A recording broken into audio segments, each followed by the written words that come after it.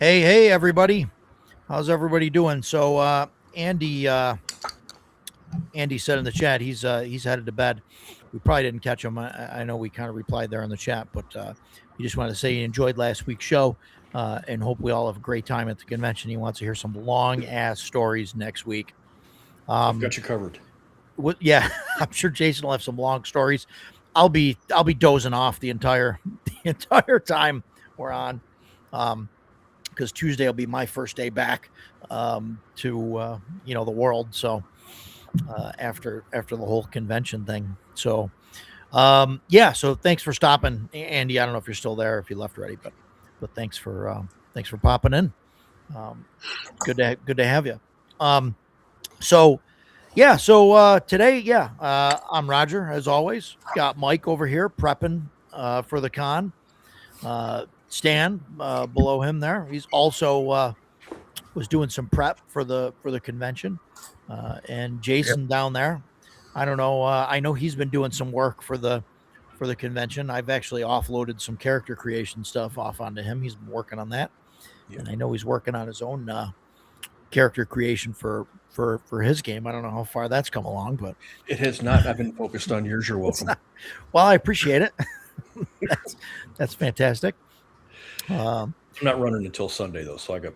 Yeah, you got time, right? You do it while you're in between games and stuff. So, yeah, everything is going great. I really didn't have a huge topic for this week, so I just figured we'd do some general chat, and like if you guys had any questions about the convention or about anything for us or what we do or anything like that. I'm open to that in the chat.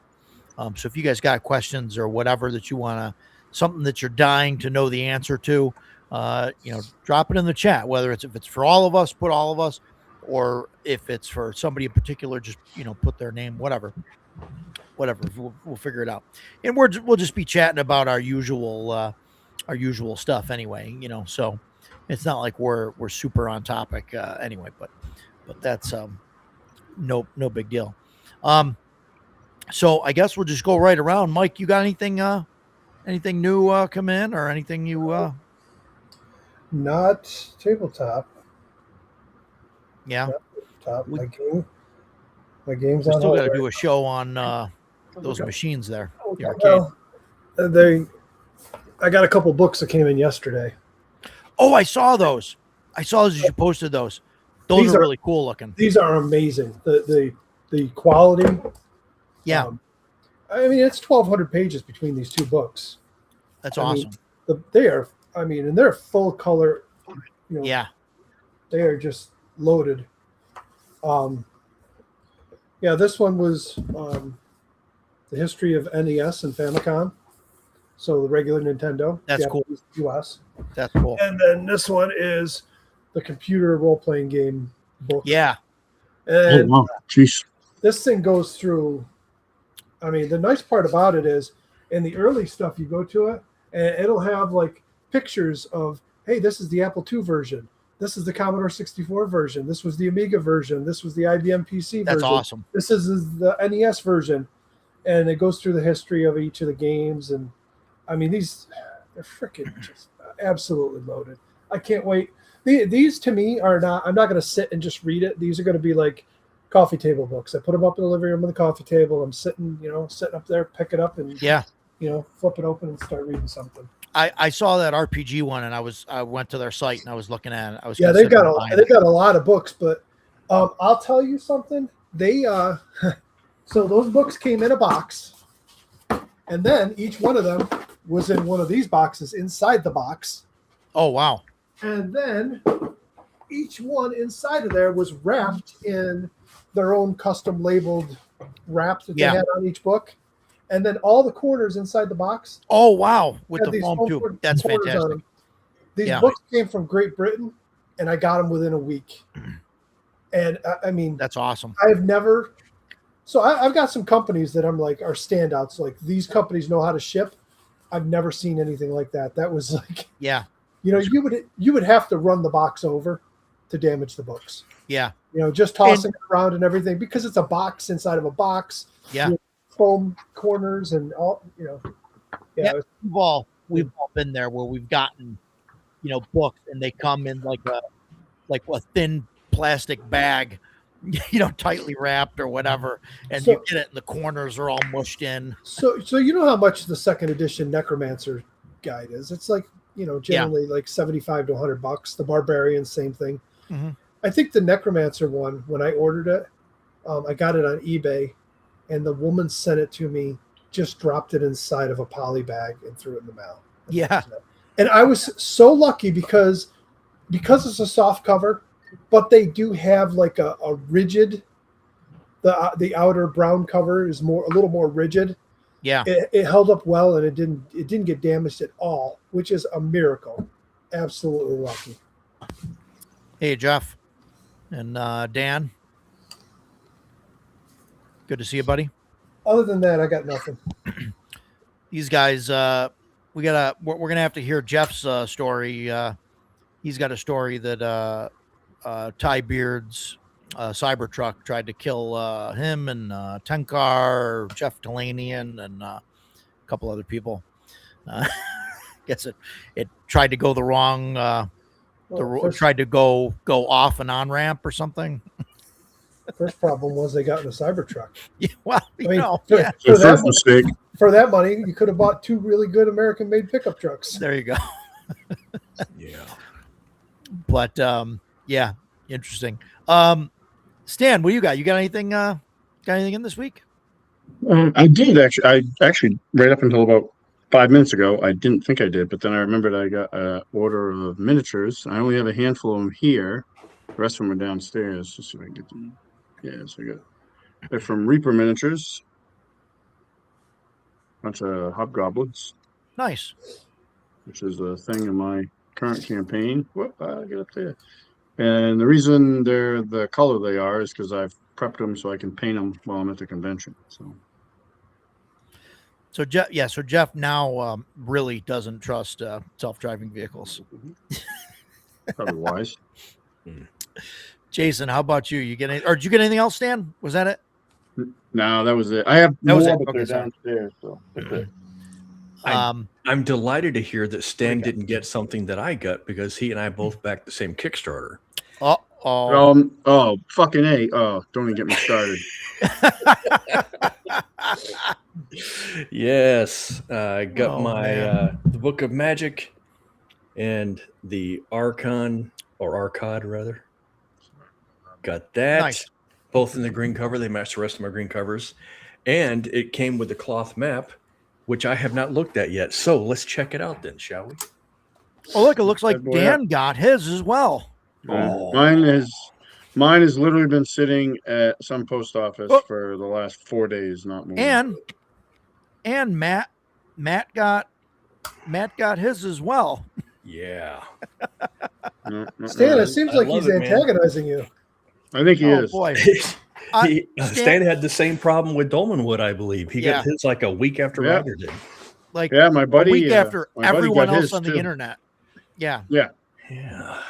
Crazy. So that's what I got. Buddy super excited about that. Yeah, but my buddy in PA got his too. But you live in Maine. And, yeah. The middle of nowhere. It's true. I haven't even looked at them yet. I just now pulled the plastic off. Mike, you were talking about shipping. Man, I got the box and I opened it up and I was like, oh man, let's see what we got here. Because these were just wrapped loosely in bubble wrap. Somehow it got to me with perfect corners. I have no idea how they managed it. But you know who else? You know who else is phenomenal with shipping is Pinnacle. Pinnacle's Savage Worlds and some other games. They do amazing shipping. So, interesting side note to the Dragonbane stuff. That's how I got the leatherette or whatever special edition core book, Dragonbane core book. That's in that same format of the books you just got. Yeah, is because Joe ordered up. Joe backed it, got the special edition. He got it, and the corners were banged in. Yeah, because they didn't, because they just wrap like one thing of bubble wrap around it, and it doesn't even cover the ends, and then they throw it in an envelope. Yeah, and it's like there it is. and then it got all dinged up, and so they were like, keep it and we'll send you another one. So he gave it to me. So I have no problem with that. That was cool. They fixed the issue, so cool. Thank you. Yeah, it's fantastic. Roger, I got a really, really quick off question for you. Yeah. How many attendees that have bought badges are coming from distance, like out of state? Geez. A lot? A lot. I don't know what the actual number is. I don't know. I'll have to look and see if I can see that. I mean, I think a lot. I think it's over 50%. I mean, are we talking driving distance, or are we talking people that are hopping up? No, I mean driving distance. Like, I mean, because like Matt's coming from Pennsylvania. Well, so the reason I ask is because I brought a crap ton of packing supplies with me to Page, because people get on planes and whatever right, else. you could ship. So yeah, well, no, not even just shipping it, but so I could pack it up so it'll survive the journey and whatnot. But packing for somebody to put it in the back seat of their car and packing for a plane is different. So Sure. I was just kind of curious. It's, I brought way more stuff than I needed, and I didn't use most of it last time. So no, Buffalo's not out of state. It's close. It's almost out of the country. We got a couple questions I want to get. Oh, I got this. This came in. This actually came into the bookstore. She got a couple copies coming. It's Osprey Games. It's called The Hooded Man. It's an RPG, and it's like a Robin Hood type of game. It's a D6 dice pool. You're just trying to get a 6, and you have a bunch of traits, and whatever traits you can use, you get an extra die for that, and you're trying to get a D6. And it's I forget exactly how it says. It says this game is about outlaws in a semi-historical medieval England. So it's kind of a historical thing. The only thing that kind of the character creation is very Cypher System like you name and then appearance, demeanor, person seeking, whatever, that your motivation, and then you got to be like accused of a crime because you're all outlaws. That's kind of the way it is. Sure. But then each of those words that you put in there is like a trait that you can use for like extra dice and stuff. And there's like a chart with a bunch of stuff that you can use for that. So it's kind of interesting. There's different professions and stuff like that.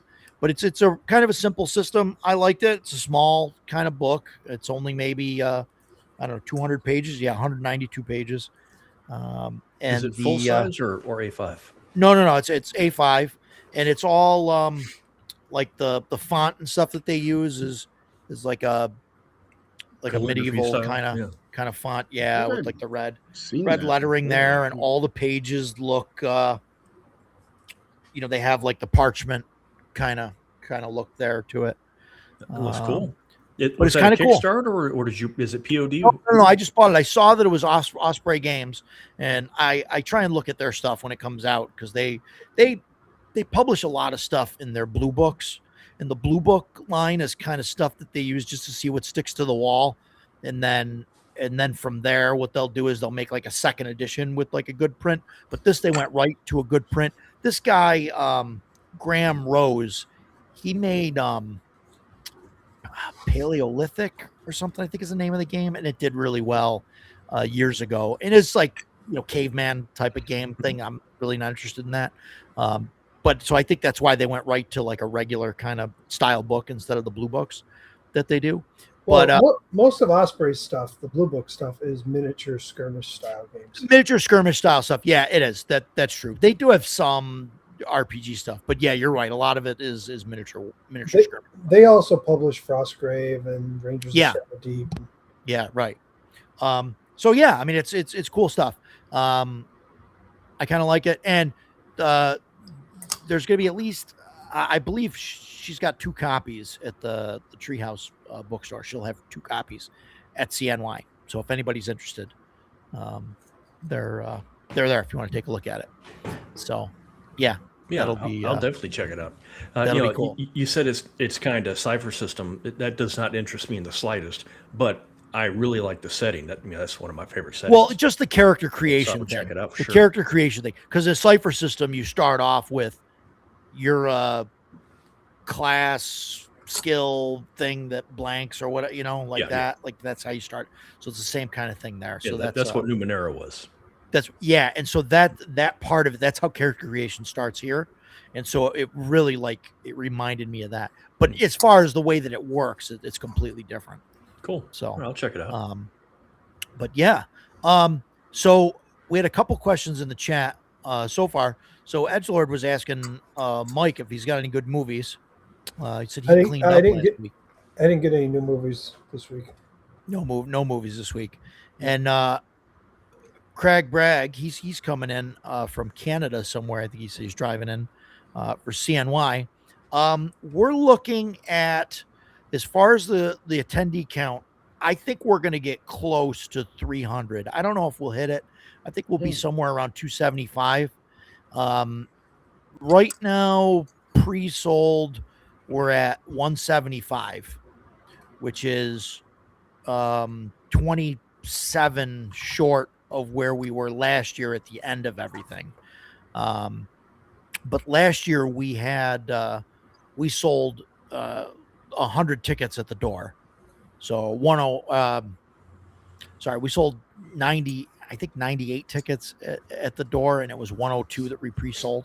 I might have those numbers swapped, but we sold about 100 badges up until the day of, and then walk-ins we sold 100 of those.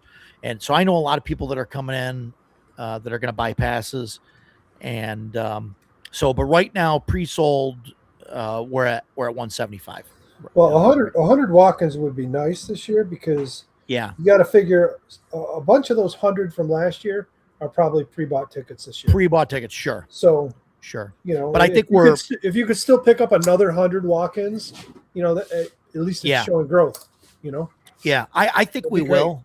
I mean, I think I'd like to think that some of that growth, like obviously some people will convert to, pre-buying, but I think there's more advertisement, there's more hype, there's more games. We're at like double the number of games that we had we're at like 70 games. I think we had 40 last year. So there's, there's a lot of signs for me that seem like we're definitely, going to be a lot more than we were last year. Did you get a hold of that guy this morning about the news? Oh yeah. Yeah. And I'm doing an interview tomorrow morning for Bug 99.7. Yep. Sorry if is that it? Do you listen to them, Mike?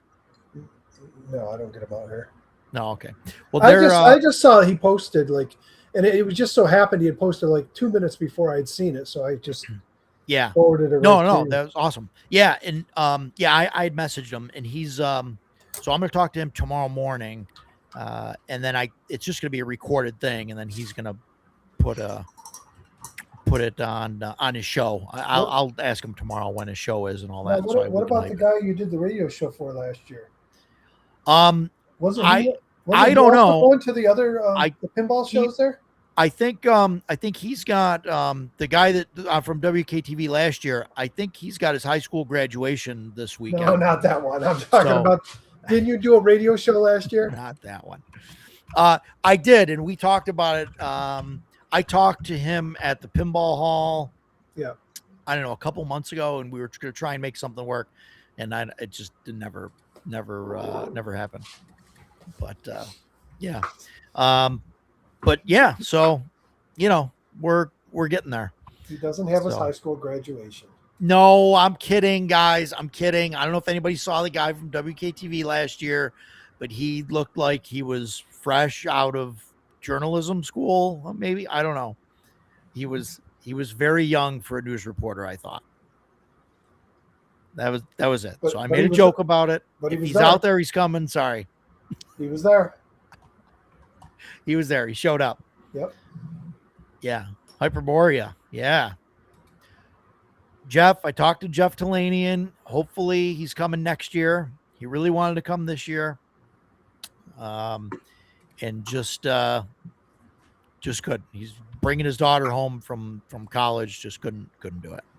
So, but that's okay because Jeff is bringing his wife. It's Jeanette. I really shouldn't guess with names when we're live. I believe it's Jeanette that's coming. Yeah, he's driving all the way from Tennessee, coming up here. Crazy. Nice. Crazy. Yep. Craig Bragg is coming. Yeah, 5-hour drive. Yeah. So there you go. See, Jeff, couldn't buy as much in North Texas because you flew. Now you're coming to CNY. You could show my vendors some love. If you're looking for any terrain or owlbear rugs, whatever, get with Mike. Mike's got them. There you go. That's funny. That's like every Saturday afternoon, right before it closes, the post office in Lake Geneva is filled with people mailing boxes home because we all bought too much stuff at Gary Con. Do you remember what I did with Gary Con? I don't. I prepaid for flat rate, the large flat rate boxes. Mm-hmm. And I had them broken down flat inside my suitcase. I had like 4 or 5 of them. And I had them in the hotel room, and I brought a little thing of tape, the packing tape. Yep. And so I assembled the boxes and just left them open in the room. Filled them as you went. And so as I bought stuff, I just bring it back to the hotel room, and in the boxes, I would throw my dirty clothes for the day and fill the boxes with that. And then like if I got like swag or like, business cards and things like that, like I'd throw that in the boxes and seal that stuff up. And then like at the end, like I mailed my coffee maker back like in the box with my dirty clothes. And I brought and all the books and posters and everything I brought on the plane with me. And Excellent. I had everything on the card. I had these like 4 the large flat rate boxes, and I dropped them at the hotel. Oh, they mailed them check for it you. out. That's cool. And I said, "Hey, can you put these with your outgoing mail?" It probably smelled like dirty gym shorts. It's just my clothes. And then I had a problem at the airport because my my bag that weighed, that had all the books and everything in it that I bought was like 30 pounds over. And, basically that means, you'll crash the plane unless you pay them an extra $50. That's how it works. So I paid the extra $50 because they were like, "Oh, you can move some stuff." I go, "Listen, buddy, it's like a tree trunk. There's no way I can move stuff around and it's going to make it lighter. Like it is what it is. I'll pay the extra." It's like, I'm not sending that separate. And so I mailed home my dirty clothes and took all the stuff that I bought, with me on the plane. Cause I was like, I'm not trusting the postal service, to some of these books. I mean, I had some of my first edition books signed. Yeah. Like that's going on my carry-on. Yeah. That was, I mailed my Monster Manual 2 that Jeff Easley signed. I mailed it to myself, and man, I was sweating that. I mean, that week, paper and all that. Oh. You're like refreshing the tracking number like every 5 minutes. Why like, is where it is here it? waiting Where for is me? it? Like, yeah. No, you got to. It's crazy, right? Yeah. So that's my trip. Mail your clothes home and take the stuff. JB, yeah, Joe, 5 minutes. And let me say, it only takes Joe 5 minutes from his house. Takes everybody else 2.5 minutes from your house to the convention. Well, his car is powered by cats. His car is definitely powered. They don't have by, the torque as most other animals do. Yeah. Yeah. Who shirts? Do I want to know what kind of car he drives? I have no idea. Oh, it's a I don't know. It's like a Ford Fiesta or something. I don't know. It's something tiny. Yeah. It's some tiny thing. Yeah. See, Jeanette. See, I was right. See, I know. Yep. Dan is flying in. Dan's flying in, and with Matt Tapp, and my wife is going to grab them from the airport on Thursday. Owl bear rugs. Yeah, Jeff. Owl bear rugs. Make room for those. Gotta have them. Gotta have them. You got one sitting there, Mike? You can. I've got 7 of them sitting here, and guess what? Every one of them is a little different. There you go. It's the sign of authenticity. Yeah. Yeah. See, Jeff, owl bear That's rug. great. Yeah. Fantastic. And what are you selling those for? They're not like huge differences, but everyone's a little different. A So little different. Yeah. like Pokemon, gotta collect them all. And that's what do you? I don't want to say a number out loud. The painted ones are $12. $12. Okay, cool. Yeah, that's not bad. I think I'm Okay. gonna have to I get some of them. I will have $12 waiting for you. They Yeah. do look. Very cool. They do look cool. I've got brown ones and I've got gray ones. Yeah, I know what to get. Oh my god. Oh my god. One of each, right? Yeah. Just I in mean, case. I mean, there's 7 varied ones here. I think you need to collect them all, Roger. Just like your books, you got to have it all. Gotta have them all. Look, this one's a little bit different. You should get Yeah. this one too, just in case. Yeah. I'll do that to you the whole show every time you walk by. Have you, You will, spoken yeah. to the Arduin guys? When are they coming in Thursday evening to start? Have setting I up? spoken to them? Have you met George? I have. I guess really I should be saying, have you listened to the Arduin guys lately? Yeah, I've talked to them I think I've talked to them 3 times this week. They're doing great. They're coming in Thursday Thursday afternoon. Good. Bringing their stuff. They got all their stuff to set up. I mean, I don't know if you remember. Oh, I mean, yeah, you know, God. they Yeah, that's why I was asking. Yeah. ton of stuff and all the piping and stuff. And man, it was great watching Dave. George and I were standing there talking for like an hour or 2 hours, whatever it is. And Dave is sitting cross-legged on the floor, and all around him is like the world's largest erector set. He's got like the instructions out. Oh man, I felt so bad for him. But yeah, he's gonna do that. He's gonna do that again. So It's an impressive booth. So yeah, very, very impressive. And it's supposed to be even more impressive this year. oh, really? So yeah, Joseph, probably not smart to trust the post office. Yeah. That's and he's a granny driver. I would trust the post office before I trust FedEx. Preach. Really? Oh, Yes. FedEx is the worst. Agreed 100%. UPS has been top notch with me, but my driver Chevy just Trax. retired last week. So Oh boy. who Now knows it's a what we're gonna crapshoot. Yeah. Yep. Yeah, we had that happen. We had this guy, Cuz was our UPS driver, but he was like, you could tell. I kept telling him, Cuz, you need to retire. Like he, even without carrying a box, he's listing to the side and like dragging one leg behind him. And, you know, I mean, he was doing the job for like 40 years or something, you know, like just, and he's like, he's done. You know, he's just done. He's like, one more year, you know.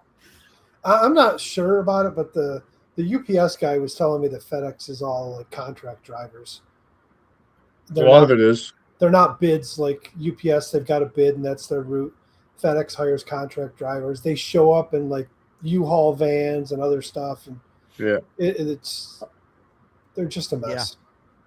I Yeah, had they an got- offer when I retired to go work for a guy that he he had a half a dozen drivers or whatever out of his business, and he hired mostly retired cops. So Yeah, but they're the ones that left 40 rolls of film at 200 feet down at the end of my driveway at 10 o'clock at night.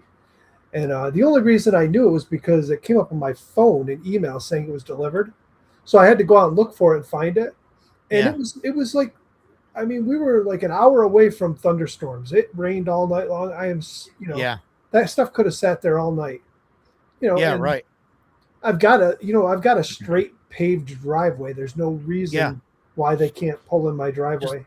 Laziness. Yeah. Or even just pull at the end of the road and put it on a cart and wheel it down. But nope, they just dumped it right at the end by the road. Yeah. That's crazy. You know, I've had issues with all the different shipping companies. You guys have seen some of the videos, Yeah. you know, but yeah, Just crazy. Dan, Dan's wife. I apologize that I don't know or remember Dan's wife's name, so it's just Dan's wife. She's listening to the stream. Hey, thanks for letting Dan come to hang out with us at CNY. You know, and so close to him just getting back from North Texas. You know, we'd love to have him. It's going to be fantastic. So yeah, Mr. Goat says, hope everyone is well. Fighting some giant slugs down in a dungeon. Sounds terrible. I think this is in regards to the owlbear. Save Jeff one. Oh, he wants to get a full size. Oh, he wants. Yeah, I can't do a full size owlbear, one. right. You're going to have to look elsewhere for that. Jesus, can you imagine printing that? It would be like 100 hours and then gluing the thing together. You know what I am going to have? Let's see if I can find. Yeah, there's a light here. So I printed these up. I'm losing things here. These are going to be like, I don't know. I'm thinking $6. So they're not painted. They're just gray with the. I might have to snag some of those. So these are from a different company. They've just got a round spot in it, and they use these little these little ball lights, and they've got a tab in them. You just pull them out, and they turn on. They drop. They fit in the hole. The cap goes right on it. It looks pretty bright in the thing. This filament, I'll show you. This is what I always use for my fire. I ran out of it, and I bought some from the same company, and it showed up like this. Well, the difference is this was like a mandarin orange or something. So I have a bunch of these, and they're all printed in that color. But I stopped using it because I don't like it as much for the fires. It's still a yellowish orange, and it's not a big deal. But I think I've got like 20 of these things, and I didn't paint them or anything. I've got all the lights for them. I'm thinking like probably like $6 a piece with a light, which is cheap, I think. You with unpainted terrain, Mike? Well, Roger, I paint as much as I can. I've been kind of out of it lately. I may be painting at the convention, just like Sam. Yeah, there you go. No, that's cool. I've got stuff that I want painted that I never got done. Yeah, so I may just bring it and sit and paint during the slow times. Yeah. Yeah, Stephen Kennedy approves of the $12 for owlbear rugs. Yeah, those are neat. I bought a couple last year. Yeah, cool stuff. Joe says he's already broke with pre-planned purchases, and he hasn't even seen half the vendors' stuff yet. So, well, he needs to get unbroke. Yeah. I am gonna. I know they don't really fit, but there's a huge. I mean, obviously, a definite crossover between tabletop and video games. Everybody that plays this stuff. So those little scene things that I was printing, the Zelda, the Super Mario, the Galaga, I printed. They're all printed up. I threw them in the bin. I may put them on the table. Yeah, I don't have much of that stuff. I generally stick with just the tabletop, but everybody liked them. Here, I'll show. I got them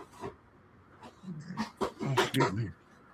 What? So Dan had air conditioning installed because AC died. They didn't open the line set after the install and didn't connect the Y wire and the control board. That sounds fantastic. You hired the right people. Fantastic. Yeah. So these are all wall hangers. You can see they all have a little thing on there to hang them. They're just little decorative things based on. Yeah, those are cool. I saw you post some of those to Facebook. Those are really cool. We got Pitfall, Galaga, Pac-Man, Zelda, and I love that. Super Mario was that 3. Take this. It's dangerous. It's dangerous yet. Yeah, What do you want for that? I gotta sit down and price them. I think these were all going to be $25. I save that one for me. Okay. The Zelda one. Okay. I've got time. As long as I got the filament, I'll print another one. So then Well, okay, yeah. I'll tell you what. If you- you want, bring one to the convention, like bring them to the convention to sell, and then if you don't sell them by the end of it, I'll buy one or you print me one later. Okay. This That's way, fine. Like I said, I can print another one. My printers, I've stopped printing because I'm like, I've got more stuff than I can even paint. no, I mean I don't want to buy like if somebody else will buy it, like I can wait a week if you want to do it the week after. No, the con it's and fine. see if My it sells. printers are sitting there idle, so I'll put another one on Yeah. the print tonight. That's all. All right, yeah, cool. I didn't want to go too deep in that kind of stuff, but I've been getting back into my arcade stuff, so it just I get on there and I see all this cool stuff on Maker World. I'm like, I got to start printing some more stuff for my arcade. Yeah, yeah. Joe says we need a DM Roger style home repair show. This old dungeon. What do you guys think? Talk about fixing shit. No, I'm not great. I'm great at breaking it. But I'm Do not you great fix at- toilets? I mean I have. I don't think you can afford me to come out and fix your toilet. I don't need you to fix my toilet. But yeah. Vince. That's what I was laughing about. I thought that was pretty funny. Yeah, that's what happens when you hire day labor. But what are you gonna do? Yeah. There's no way they don't have yellow wires in Mexico. Yeah. Stan rocking the oblation slab of the Heptomancer shirt. Hell yeah. Yeah. That's cool shit. They're gonna. Hey, did you see these? I'm not bringing these. These were from my own wall, and they're time consuming to print. I'll probably add them to a booth later down the road, but Oh, I saw those. Those are bigger than they looked in the pictures. they are. They're huge. No, they don't. Wow. Yeah, that's Those why look literally like 4 times the size. they're I thought enormous. they were. Yeah, they're big. And then the Oh my the god. shots from the ship. And how do you hang those? Do they have hooks or do you just use double They sided all- tape? Or They have so hooks. these, because they go both ways in the game, have hangers on them so you can hang them either way you Either want. way. Wow. Same with that. That's very cool. And then of course the ship just has the standard hanger. There's Yeah. more to this set. I just the reason why I stopped was because I'm out of this blue, which is what most of them have in it. So I order cost me $109 for 10 rolls of gray when I print my terrain. Mhm. But this stuff colored, you're Yeah. looking at like $15 a roll for refills. Yeah. It adds up pretty quick. So I figured It after does. after the show, I will place a big order of colored stuff, and start doing some other things with it. It's been, I don't know, man. It's been tough. January was a phenomenal month. February was a phenomenal month, and then things changed in March, April, May, now June. It's Just been quiet, sales huh? sales have just disappeared. I mean, even my regulars that order, I've got a couple regulars, and we're not talking the convention guys like Leo or Ron or big spenders that buy a lot from Yeah. me. I've just got some regulars that buy, every month place like a $200 order, like once a month. I got one guy, he's a retiree, and he'll let me know a month ahead of time what he wants. Next month, I'm going to want these. So I print them, I paint them, it's all ready for him. And then when he's ready, he's like, I'm ready to buy that stuff. And then we just Yeah. usually do the deal outside of Etsy, because we just communicate back and forth and do it on PayPal. Yeah, and right. it Well, saves once me you the fees. establish a rapport But- with people. But even him, he told me the last purchase he did was 2 months ago, and he said things are getting tough right now. And now I haven't heard from him in 2 months, and I get it. It's weird because tabletop terrain is a very niche market. It is really a small percentage of the tabletop gamers that are buying terrain. It's usually Right. DMs. Same Sure. miniatures. Yeah, well, miniatures, you'll get players that'll buy their own, but they're not buying batches. They're buying like, Right. Yeah. hey, Stan, can you paint this one for me? so it's small orders. It's weird because in this hobby, you've got people that spend a lot of money. So you'll have people that don't think twice about dropping $1,000 on this stuff. Yeah. But they're not buying right now either. So it's like, I got 2 orders over the weekend for a total of like $24 after fees. Yeah. Well, hopefully, hopefully you make some decent sales at the convention. I'm sure I will. And I'm not going anywhere. I literally just yesterday just paid for my printable scenery license for the next year. You did. So, yeah. I mean, yeah. So, No, that's cool. No, and I mean, you've kind of have like an advantage over some of these other guys like that are doing it. Like you're kind of retired. You don't need to do it. You know what I mean? You could try out different things and right. If this was my primary business and I didn't have a pension, I would be going out looking for a job because this wouldn't be paying the bills. Yeah. Yeah. But when I get that, a $700 order, that just comes out of the blue, that's spending money. I'm already I'm sitting there painting and going, what am I going to buy? Yeah, right. What am I going to buy? More blue filament, obviously. Well, it just, it funds all my hobbies. It always has. The arcade stuff, when I'd restore them, would fund more arcade stuff. Yeah, right. And the money transfers. Sometimes, who knows? I might sell a bunch of my books to turn around and buy an arcade machine. Or I might sell an arcade machine to buy into another game system if I want. So, as long as they're making me money, I'm okay spending it. Edgelord, I think, just wants somebody to drink with. Oh, that's fine. Oh, here we go. Here we go. Yes, Jeff. There's not enough time in the world, Jeff. You're gonna have to stay a couple extra days. There's just a few of them.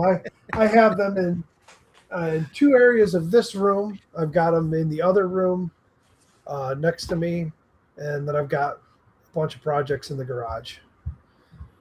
So I think I've got like 14 working machines, and right now I've got 5 projects that are being worked on. What you're coming in Friday, Mike? I am coming in Friday morning. Are you Friday morning? You're not going to come out Thursday at all? I don't know. I don't think so. I don't have a room for Thursday.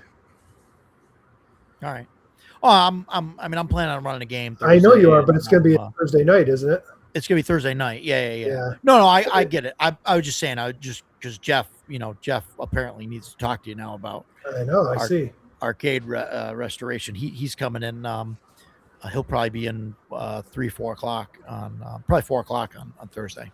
Listen, I know Jason's title on here is Sir Talks a Lot, but if you ask my son, I don't shut up at conventions because I'll talk to anybody that comes to the booth. So if they want to come up and talk to me about tabletop stuff, that's great. But if they want to come and talk to me about arcade stuff, I'll talk about that too. I think, Mike, like the first time when we met at Page, I was there with Jason. I think Jason was like getting ready to just fucking walk off. I did.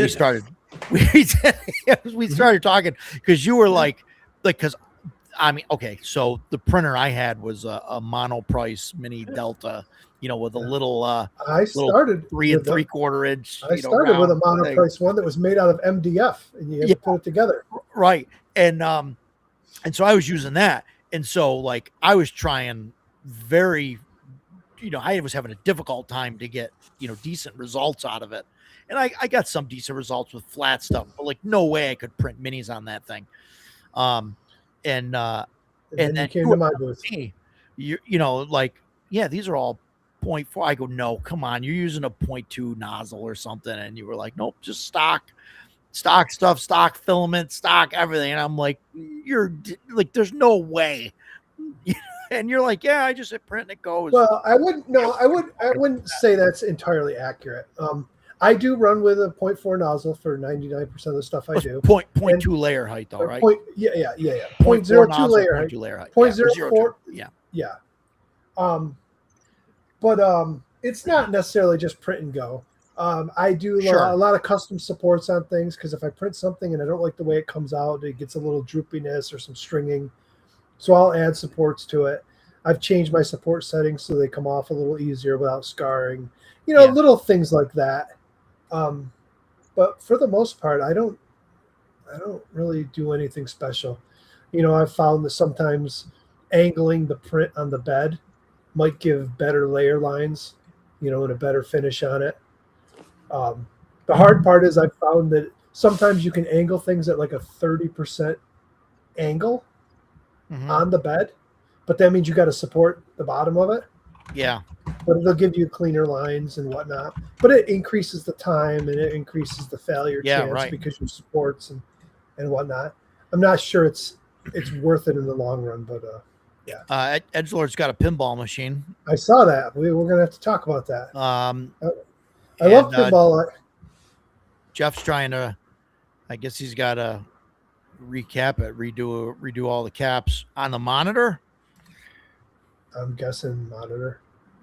Or if the CRT, yeah. If the power pellets are orangish, well, you do have your RGB pots inside the monitor to adjust that too. But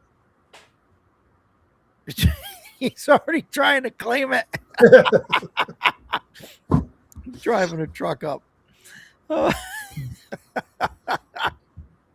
Oh man.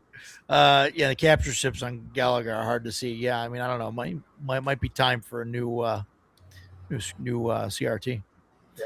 But yeah, can't wait. Yeah, it's gonna be a blast. Can't wait. I'm doing a bunch of prep work.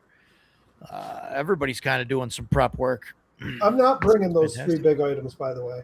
I posted them. I got absolutely zero feedback from anybody. So I'm not going to bring them out. I'm not going to lug them up there. Between that fort and the 2 castles, they're big, they're expensive. They take room to display them. I don't want to use up half of a table to display a castle that nobody's going to buy.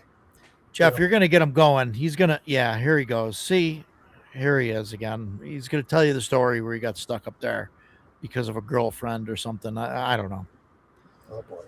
Well, they're going to be at it going back and forth with that story for a while.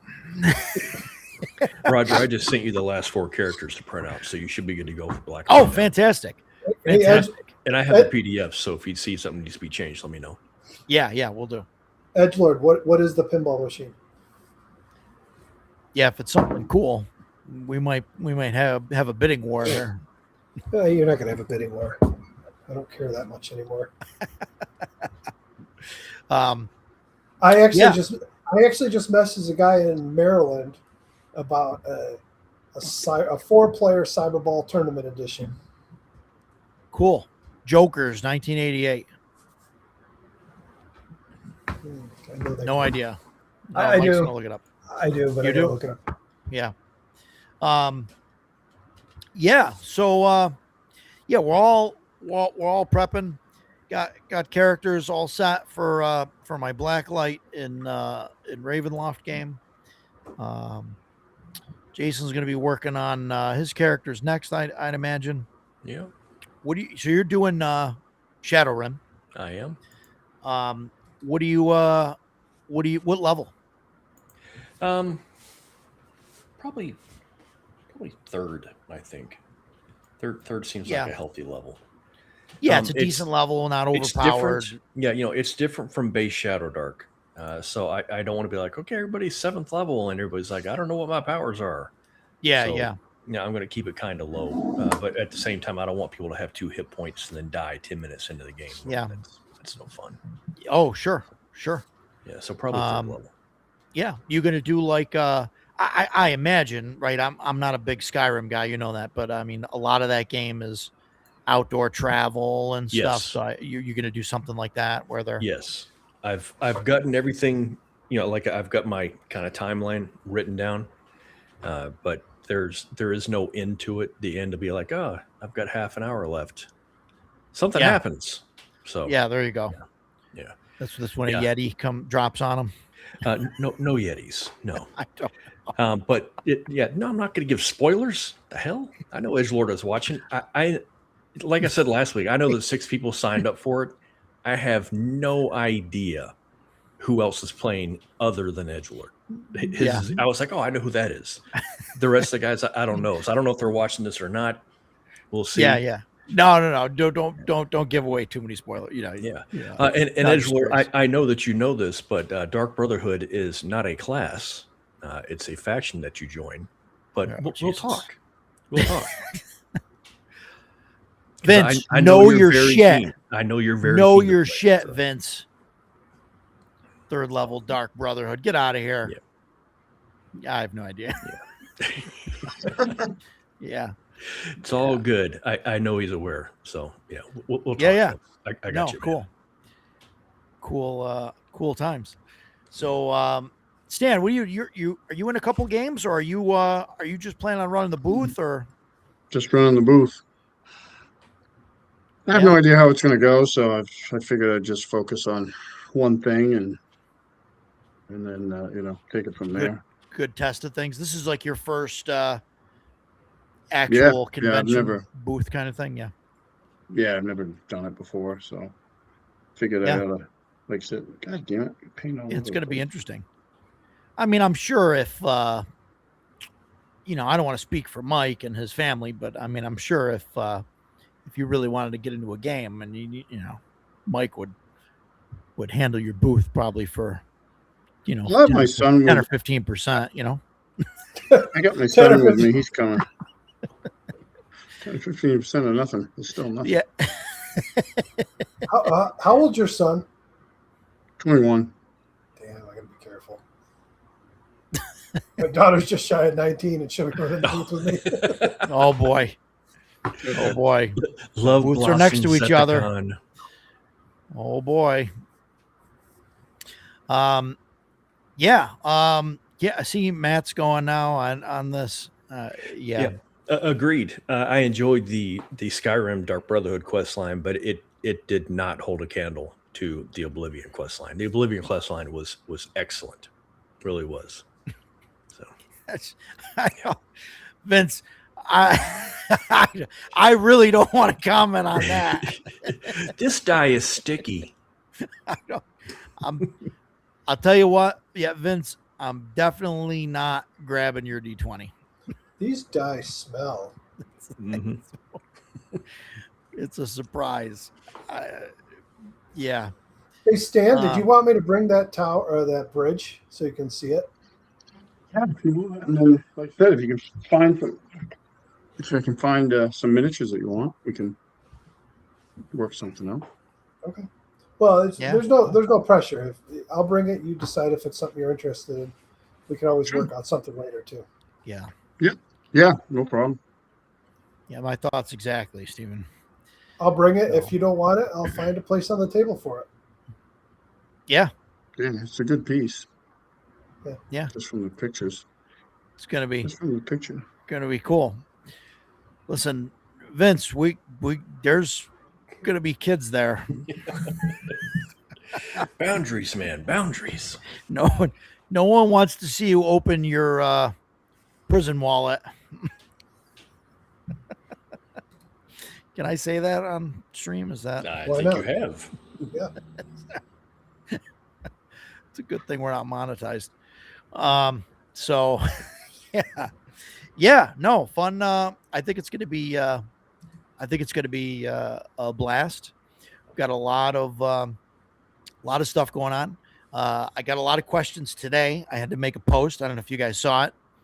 I started renaming and moving some tables around on tabletop events. And what I didn't realize is that every time I move a game from one table to another, it sends out an email to everyone in that game that says, your game's been rescheduled. Please check and make sure that it still fits your schedule. And so I got a couple emails and messages that are like, hey, it says my game got moved. And I was like, oh, no. It just, it's at a different table. I didn't realize it was going to send a notice out. I didn't think it would because I'm not changing the time slot or whatever, just the table names, changing them around just to move some of that stuff. So, and for balancing, I wanted to move some stuff into the other room and whatnot because the auto scheduler is kind of wonky, I guess. I don't know. It doesn't.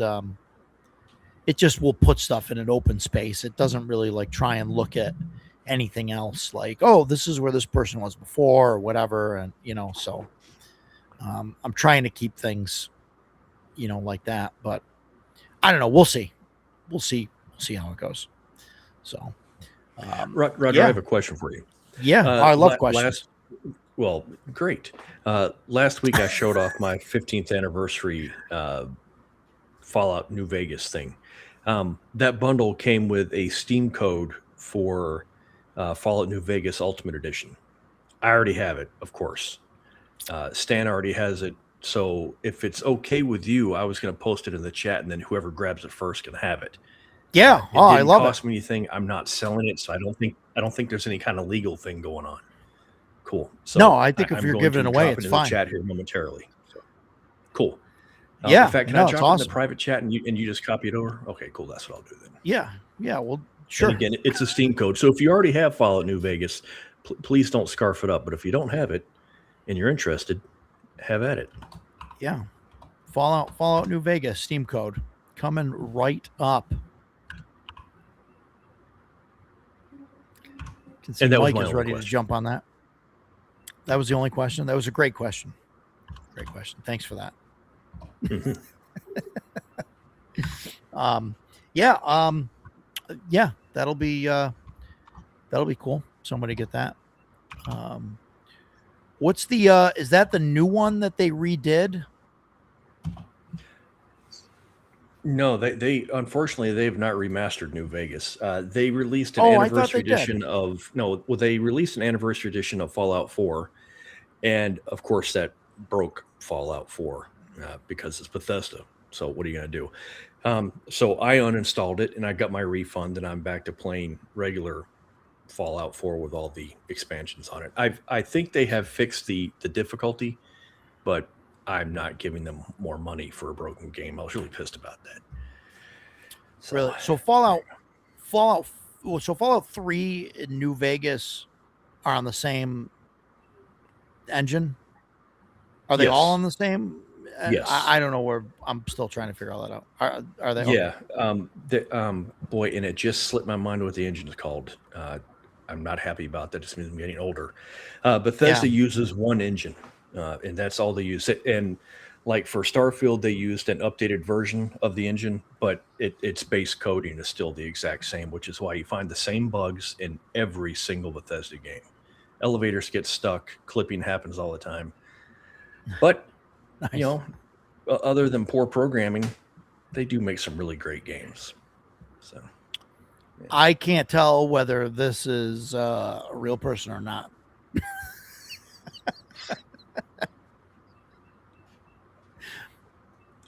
I don't know what any of that gibberish means. I must be too old.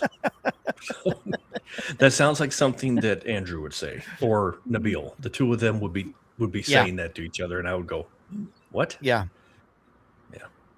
Whatever. I don't know. I don't know. I'm unsure if Jay Stark is a real person. Sorry. Please let us know if you are indeed a real person. And what were you saying? Or a bot. Yeah. So, no, Fallout seems all right. I actually started. Oh Jesus, Jean. This is my wife, Jean. She just finished packing up 16 boxes of books for the treehouse. So from your shelves. Boxes. Yeah. Crazy. Excellent. Roger's not giving up 16 boxes. I will consider trades for Moxie. Yeah. I'm bringing some. Stan, you better be bringing some. I'm going to get it tomorrow to make sure I have knows you're coming from Maine. Good and deal. She's like, he's not getting past the registration desk. I will have some. Moxie. So I will have some. Yeah, tomorrow. I started trying to play Fallout 3 and New Vegas. Yeah, and totally honest, that is why I didn't offer you this code. I knew that it would just it wouldn't be worth it. It's not something you're really interested in. No. I started I tried to follow it, and then Fallout 3, I ended up just using the cheat code there, the ammo and everything, whatever it is. No, just to go through to like check it out, like I, just to try and get further and see what was. But it really didn't. I mean, it didn't do anything for me. I got somewhere. I got to like I don't even know. There's like a huge like ravine or like river maybe.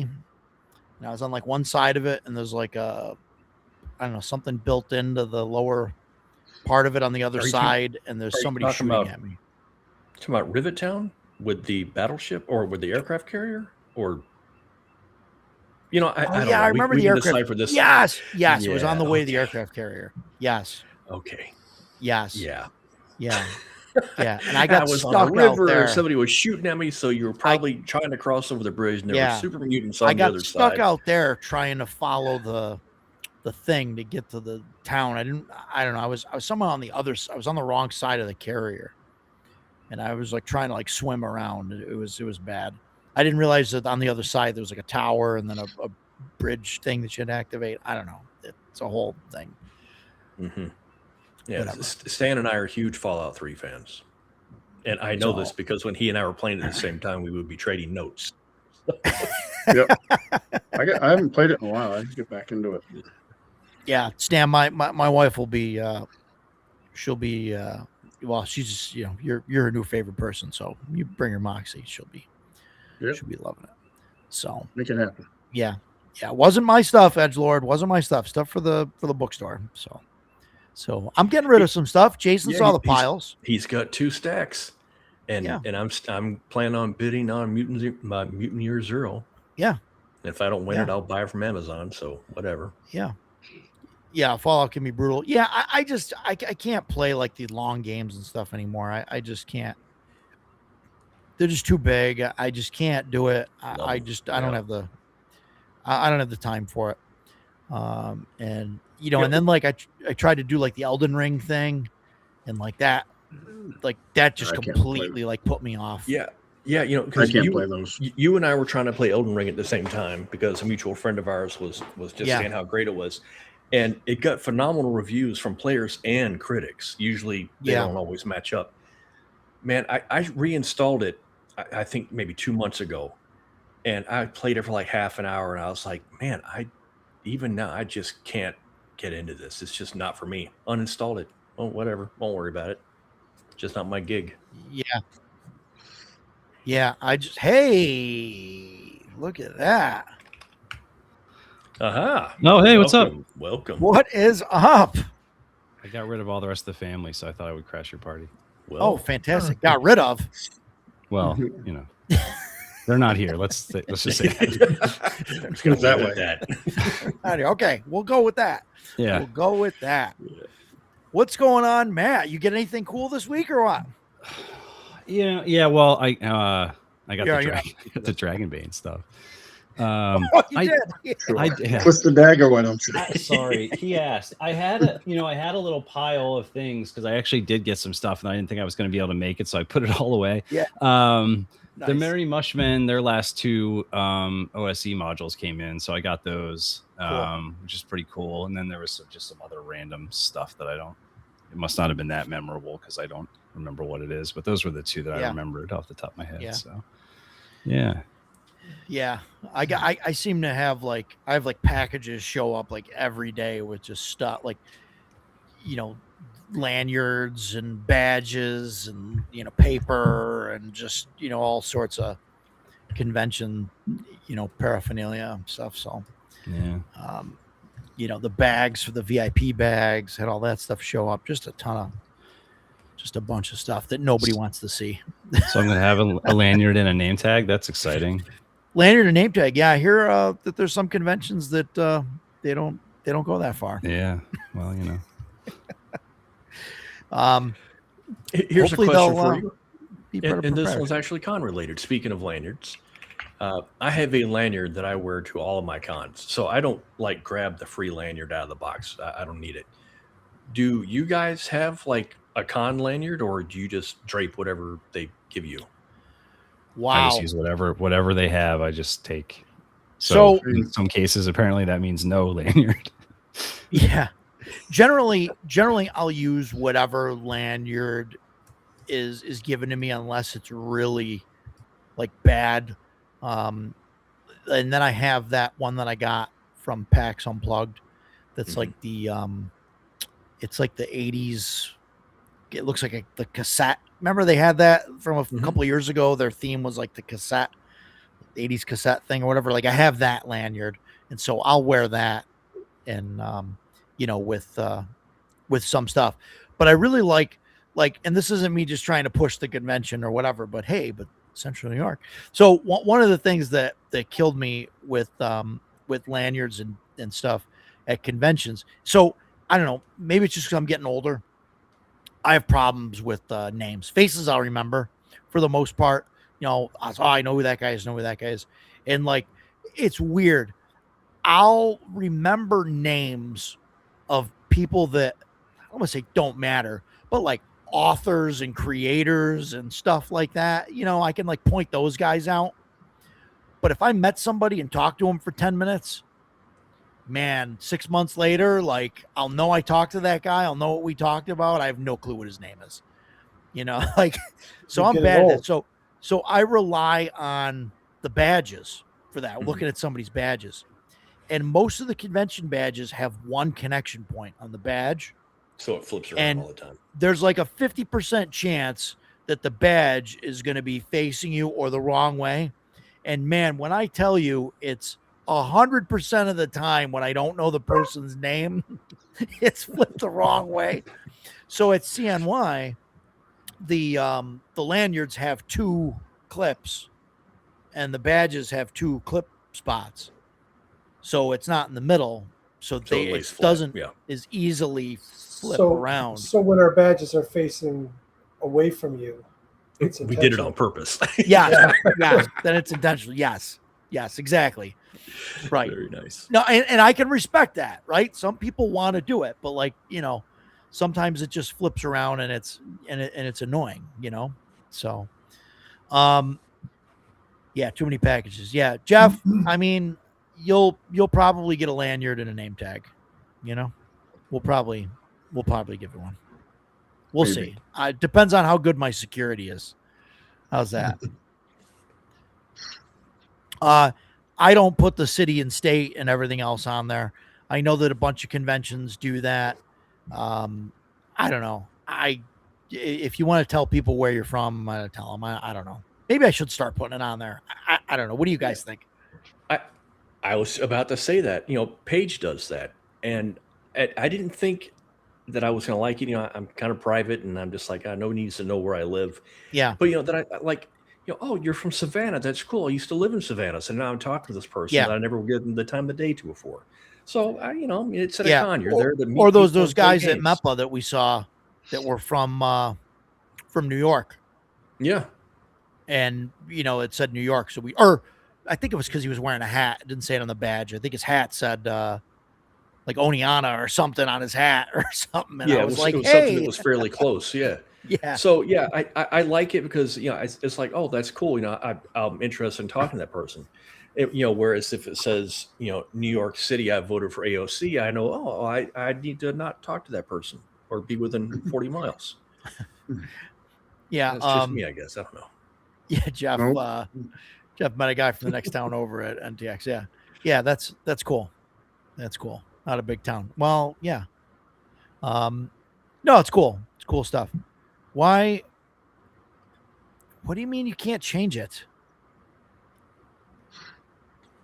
What do you mean you can't change it? I wasn't able. I don't know to sign up for it because I. You should be able to sign up. What is going on? Why can't you sign up for it? Is it because you're already in another game, and in that slot, Edgelord? Oh, Vince. That's the security measures kicking in. Security measures. It's definitely security measures. Yeah. Let me know. Yes. So you've got another game during the thing. Well, you gotta. Okay. What, Vince? Give me the number, the event number of the game that you want to be in, and then give me the number of the game that you don't want to be in, and I will switch that. Yeah, Jeff. So Matt, I don't know if you were around when we were talking about this stuff, or if this was offline another time. Jeff, I was talking to Jeff, and he was talking about he had a bad time playing Mothership, and him and Cam had a terrible time. And I was like, man, you got to play with Matt, because Matt is like, he runs an awesome Mothership game. Yeah, I mean, I guess you can have a bad time with anything if it's not the right, not the right mix of people or whatever. But I will tell you at Concoction, I had a bunch of people that were like, "Oh, it's your fault. I spent all this money on Mothership because I played, this game or that game." Like, oh, sorry. Yeah. So that was pretty cool. I don't get anything for it, but it's fun though. It's interesting. I don't know. Like, I don't know. Mothership seems hard to. I guess if you've got a bad group, but I mean, it seems like it'd be difficult to like screw it up if you're a decent DM. Yeah, I don't know. Bad about it. Yeah, I guess what was the problem, Jeff? What was the problem? Do you just not like space games? Do you not like things in space?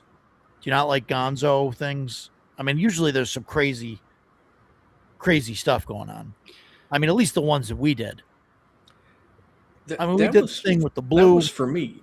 Yeah, we did the blue meteorite one. What is it? I'm running that. Moonbase Blues. I'm running that one, and then Road Work, which I think you guys haven't played, but I've run that one was actually the I liked Mothership. I had played it a couple times, and that was like the third time I played it was this module Road Work, and that was the one that kind of made me fall in love with it. So I like to run that one. It is. Yeah, we talked a little bit about Father Fog. I was reading through it. It's definitely a 0E still. You can tell they got some work they need to do yet. But it looks pretty cool.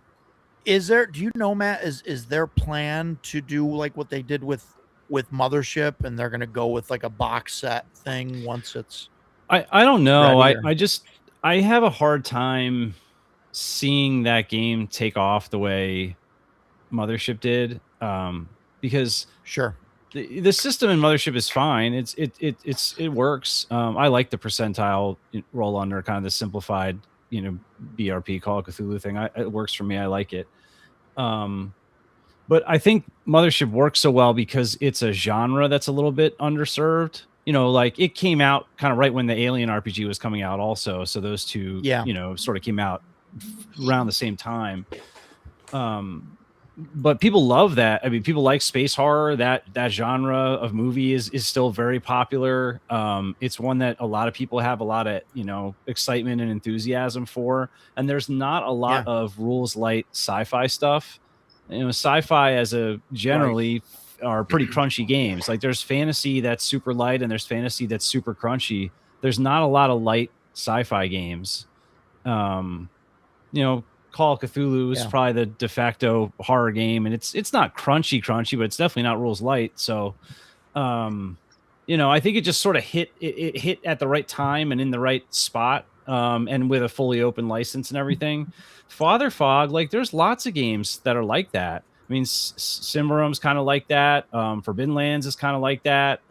These sort of fantasy, like you're in a place that's been fogged or obfuscated, and now you can explore because things are different. Like that genre definitely exists, and there's definitely rules light fantasy games. So I mean, I hope it does well. I have a hard time seeing it like hit the way I don't think the built-in audience is there the same. Jeff is saying it seemed like nothing they did worked, and it was the Warden's first time running anything.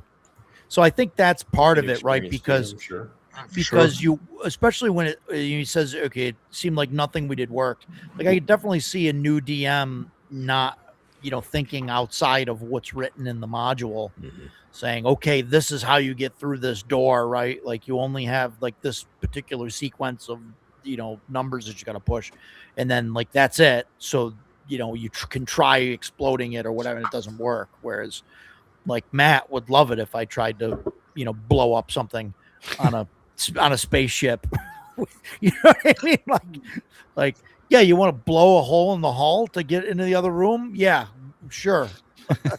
Let's roll the dice and see how bad it is, If it was that Decagon module, which is like a 10-minute time loop one, that looks cool. Yeah, it's pretty well regarded. I don't know, like running that for the first time, if you've never run something, those things are a little bit trickier than just a normal, straightforward adventure would be. Yeah, definitely. I don't know. Until very recently, I've treated and this might be something to talk about another time, like maybe after the con, I don't remember if you've done one really about con games and what goes into running a good con game and stuff We like did that. a little bit, but Yeah. I think we did con games versus home games for like running the game or whatever. But yeah, we could talk about conventions. I generally treat con games like I do if I'm having people like guests over for a meal. Like I don't try to make a meal that I've never made before when I have people coming over. Right. Because like cooking is very much like time management and multitasking. And you have to, if you're making a big meal that has multiple parts, if you're making things you've never made before, it's going to compound the chances that you're late or you mess up something, or maybe you make the recipe right and it's just not good. So I generally treat my con games the same way. I try not to run things at a con that I've never run before. I will say I did do that a little bit last year just because I had some cons back to back and signed up to run too many things. And most of them went well. There was one that didn't go well, and that was a mix of the players and also just I don't think the module was all that good. So had I run that one on my own, I probably would not have run it at a con. And similarly, like Jason, you were talking about like playing to the time. I've run some open-ended stuff where it literally just is okay. A half hour before the time's up, this is going to happen, and that's how we're going to end things. Yep. And then I've run things that are, more structured, that have a beginning, middle and end, or three acts or whatever. And then, having run it before is kind of important to, okay, I'm going to stretch this out, or I have to push them forward, or, let's take a break so I can prep this part. So yeah, if they had never run anything before and never run that before and never run at a con before, that's not a good recipe for success, I would say. Yeah. Yeah. All right, Yeah, I've never even definitely. heard of that one. Nietzsche's Demon. Okay. Yeah, I don't know. Yeah, a Decagon I have. I have the PDF of that, and it looks awesome. I love it. I love the idea of that. So that's a 56-page 5-act zine that somebody tried to run. Oh, wow. So there's that Yeah, too. true. Yeah. Yeah. That's like definitely and this is something we can probably cover in a bigger topic. But yeah, if you're going to try and run a game, especially for the first time, like run something that's like 2 pages, something that's going to go quick. You could do it in a couple hours. Like just try it, something you can have fun with. And then this way, if it's like bad, like you didn't put a whole lot of effort into it. Like, I think that's important. And if you start with something that big, right, and then try and like read it and prepare for it all and all of that, and it like doesn't work out, like that's a big down, right? Like that's a feel bad moment where you're like, wow, this stuff, and you just cast off TTRPGs forever, like this is ridiculous, I'm done. Whereas if you're running something like Mothership and it's like a 2-page, thing, or 3, whatever, you do it and it's a couple hours, you read through it quick, you do it, and it's like, okay, that wasn't my thing, but maybe something else is, it's because you don't have a huge amount of effort into trying to make it work. So, that's my opinion. About Mothership specifically, and I know that I've said this before, I had zero interest in playing. I like space games, but I prefer space opera type, Star Wars, that kind of thing. Horror is not my gig. Cthulhu, don't care about it at all. Man, we sat down and started playing. First we played, the blues, Moonbase and Blues. it was a blast. I mean, I had a great time with it. And then the second time we played that, I keep calling it the meat magnet because I don't know what the hell it's called, but Dead Weight. dead weight. And Yeah. for me, that particular module was something that was like straight out of crap. I just forgot the name of the magazine, but it's just sci-fi magazine from the 70s. Heavy Metal. It was like Heavy straight Metal. out of Heavy Yeah. Metal, and I loved it. I got to investigate. I got to look at. It wasn't just run from the monster or kill the monster. We were trying to figure out what was going on, and a lot of that's because of Matt. I mean, a good DM Yeah. can make. Because, like I said, I wasn't interested in it. Matt made it really interesting, and after that, I was like, I'll play anytime. It's great. I don't know. Me and my plunger didn't have much to do in that one. You Yeah, still a good time though. No, it was fantastic. It was fantastic. It was. Edgelord, it's it- going it to was happen really every cool. now and then. Yeah. No. Yeah. It was great, and definitely Mother's the Mothership Blues. I keep forgetting. Moonbase Blues. Moonbase Blues. Moonbase Blues. That one was that was a blast. Yeah. I mean, that was really fun. Even because the crazy bullshit that we were doing was it was still progressing, the game forward. It was like, Mhm. okay, we got to go through the habitation module and stuff anyway. So it was like, okay, we got to make the beds and unplug the toilet or whatever. But it's like, okay, guys, I got to go here. I got a job to do. I got to go here. But really, I'm pulling everybody into the, through the module or whatever. So Yeah, So it was, the good, Glass yeah. Cannon guys just ran Ypsilon 14 as part of their whatever they call the fundraiser thing that they were doing last weekend. yeah, They had a lot of fun running that. You could tell Troy's way into Mothership now. The next thing they did, he was opening up a package, showing all this Mothership stuff that he got. So that's a really good one too. I ran it recently, and it was Yeah. you show up at this space station, and there's something obviously is going wrong, and they're talking about their plans, right? We got to not split up. Let's make sure we stick together. And then as soon as the thing starts, they split into 4 different groups, just like every horror movie. And now they're getting picked off one by one and stuff like that. So yeah, What's that fun. sound right outside the door? Yeah. yeah. We should. I mean, go they look. were all doing smart things. It's just that they were all doing them individually. But it is kind of cool. Sometimes that's fun when you're playing a horror game because you get to, so it's the ceiling grate is loose. Okay, I want to can I put a chair underneath and go up there? Yeah, man, you can go up there. Of course All right, you I can. climb up there. What do I see? We'll come right back to that in a minute. And then when you go over to the next person, Yeah. that's that's a really fun thing to do when you're playing a horror game and they split up like that. So, yeah. Yeah, it's fun to try and not make players do that, but especially if you're running a horror game. And Matt, I think you do really well at doing that, where you present, even though they say, hey, we're not going to split up, right? That's the death knell. You put in front of them plenty of opportunities where they have to split up. Like you said, climbing through the grate in the ceiling, only one guy's going up there. Yep. That's it. And it's okay, now you're on your own, and and you just keep putting those opportunities, and before you know it, everybody's in different directions, and you can start trying to pick them off. I think the thing that probably that appeals to you particularly, Jason, that I like about some of the good Mothership modules is they remind me of not in the way that they're written necessarily, because old TSR modules can be a tough time just to read sometimes. But the idea of this is not a narrative story, it's a sandbox. Mhm. There's already a situation happening, and there's already people here, and they're already doing stuff, and you are here now, and you just get to interact with those pieces in whatever way you see fit. And there's enough framework that it's going to sort of guide you as to what happens.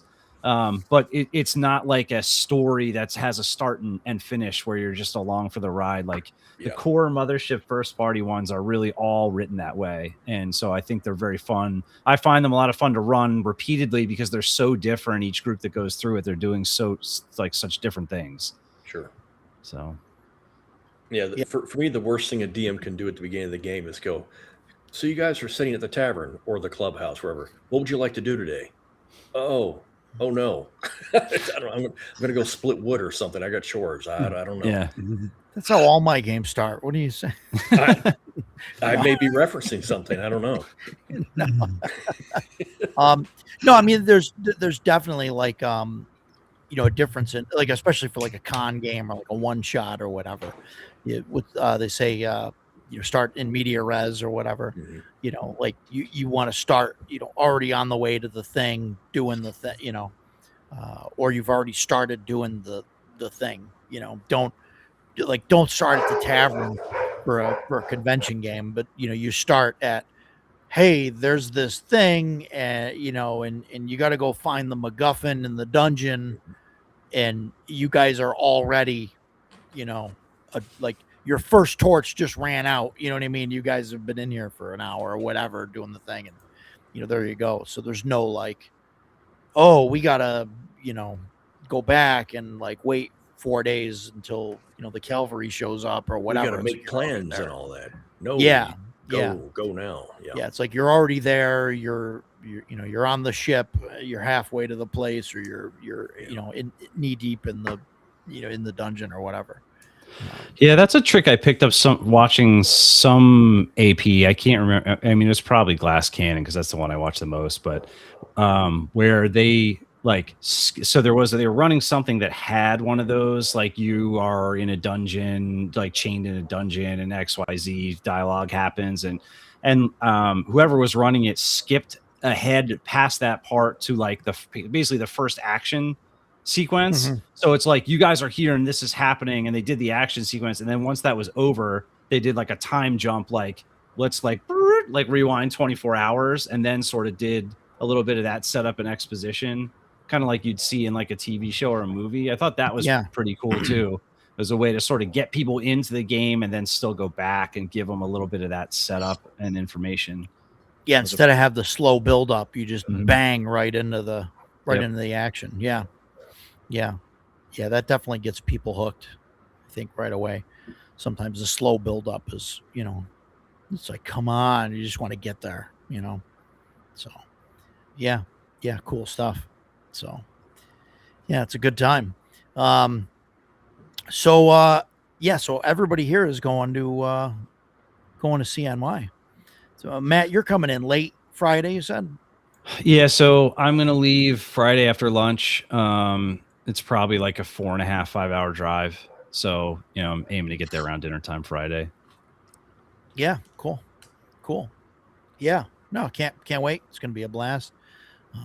Everybody's coming. Mike has got all his he's still painting stuff. Seems to be on a break now. I don't know what you're doing there, Mike. I'm here. No. What? No, I'm not painting. It's all these are done. I'm just He's soldering arcade boards. No, I'm not doing anything. I'm actually scouring Marketplace. Yeah. Oh boy, Trying to more stuff. Trying to figure out how I'm going to get 2 games from More this. arcade games. Yeah. Oh man, crazy. Yeah, there's a guy in Massachusetts selling 2 cocktail games. Donkey Kong Jr. and Popeye. And I kind of want them. Yeah, cool. So one of you guys was running Gods of the Forbidden North, right? Did I hallucinate that, or has somebody been? You running hallucinated that. We We all think it's Chubby. awesome. Well, was Chubby- it Chubby? Okay. Chubby was Chubby running it, runs yeah. it. Yeah, because Rob Alderman was at Concoction. He ran like part of that. I played in a session that he ran. He used Shadow Dark to run it just for simplicity, but Sure. man, it was fun. And if you're ever at a con where he's there to get a chance to talk to that guy or play something, he seems like a really awesome dude. but Yeah. it was super fun. Gods Yeah. of the Forbidden North that's on my list to run. Like I would love to run it. Yeah, I we did this like sort of infiltration section where you had to come up by boat, and then like it was sort of like a stealth movie. And of course, halfway through, we finally got discovered, but he rolled terribly, and we rolled just rocks like the whole time. None of us took any damage. Wow. He was like, you guys got like an S rank perfect score on this. None of you even got hit. I'm like, well, you rolled really bad. We rolled rocks the whole time, but it was super fun. So, but yeah, he seems like a great guy. Yeah. So, and he had the slipcase, in it with the the complete one. Yeah, I guess they're shipping. That out looks shortly. awesome. Oh my god, it's great. So yeah, and the maps he made for it are awesome too. He's got the nice printed hex maps for each book and everything. Really cool.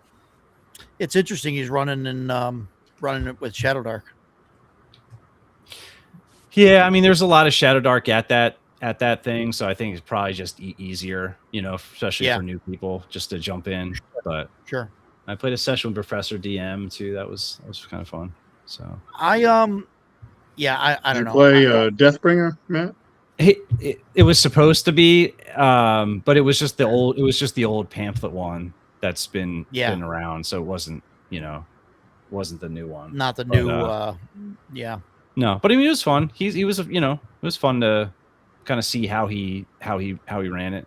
So yeah, he likes to use one of those chance die, like the yes and no.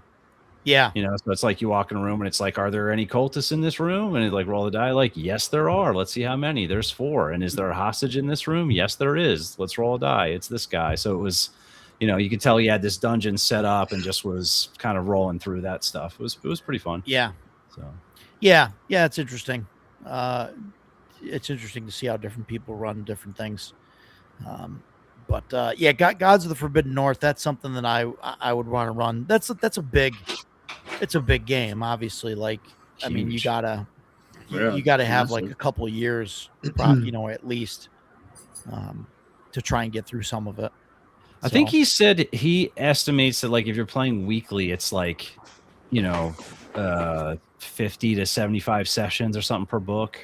Yeah. Depending on like how completionist. Right. But that's the thing. He goes, so I know some people play a lot longer. It depends how much you role play and how completionist you're trying to be. Yeah, it's like 14 or 1,600 pages or something all in. It's huge. That's crazy. So yeah, it's 3 volumes, and each volume is like the size of the DCC book. Yeah, they're big. I mean, so it's it's a lot of stuff.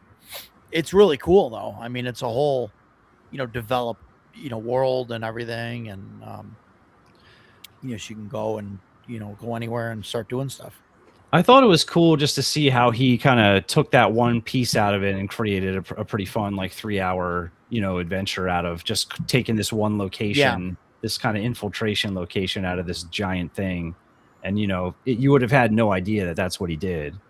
It didn't feel like it was it was like lifted from a bigger work where you didn't know what was going on. I've done that a little bit with the Dragonbane campaign book that came with the box set. There's some interesting like little set pieces and things in there that I've stolen and stuck like in front of, because that's what I'm going to do this weekend. The one that you guys ran the first time you played Dragonbane with me, that's like a 2-hour thing. There's like a little thing I can graft on the beginning of it that stretches it out, a little while and gives people like a fun little thing at the start. And it's just stolen from something from that. It's a little set piece thing from that book. So, I think, that's probably like an thing that I have probably undervalued is like going through, instead of trying to take a 50-page thing and how do I turn this into a 4-hour one shot, like go find a really cool set piece that's part of that bigger work and just run it straight up the way it is. Yeah. I think that actually works probably better than I thought it did until some recent games that I've run with people that are really good at running games. So yeah, it's interesting, to do that. Like you said, he did that, or with one little thing, and it's kind of a cool way to get into that world and not actually have to have a huge like investment of time or players into that whole Forbidden North kind of world. I mean, like I said, I would love to run it, but that's like I don't know. I would probably run it with OSE just because that's what it was made for. I think you guys would really dig it. It's definitely like your style of play and everything about it was. I mean, like I, Jason, I was thinking about you the whole time we were doing this thing because it was literally like a 3-story built like old sort of collapsing fort that we had to infiltrate. There were like archers you could see in the windows. There were different points of getting in. It's like, well, you can take this boat here, you can climb up this side, you can literally go in the front door. You know, we were like trying to figure out like, okay, like, I had a bow, like, you got magic missile, like take 1, 2, 3, we say go, like you all fire. Do you know what I mean? Where it's like we're playing like Ghost Recon or something, like taking these guys out, trying to not get seen. It was pretty awesome. So yeah, is that the tower that's like north and a little west from like the starting? It's pretty early on there. And he said it's also like a setup thing where like it's not that difficult, and then the next thing you do is apparently much harder. And he said he did that on purpose to give the players like a false sense of security or whatever. I remember looking at that tower there, that little keep that's there or whatever, that's right on the edge of the water, and so you can come by boat, but then you got to like climb up. Yep. And you can get screwed because if they like see you, they can just drop shit on you and you're just done.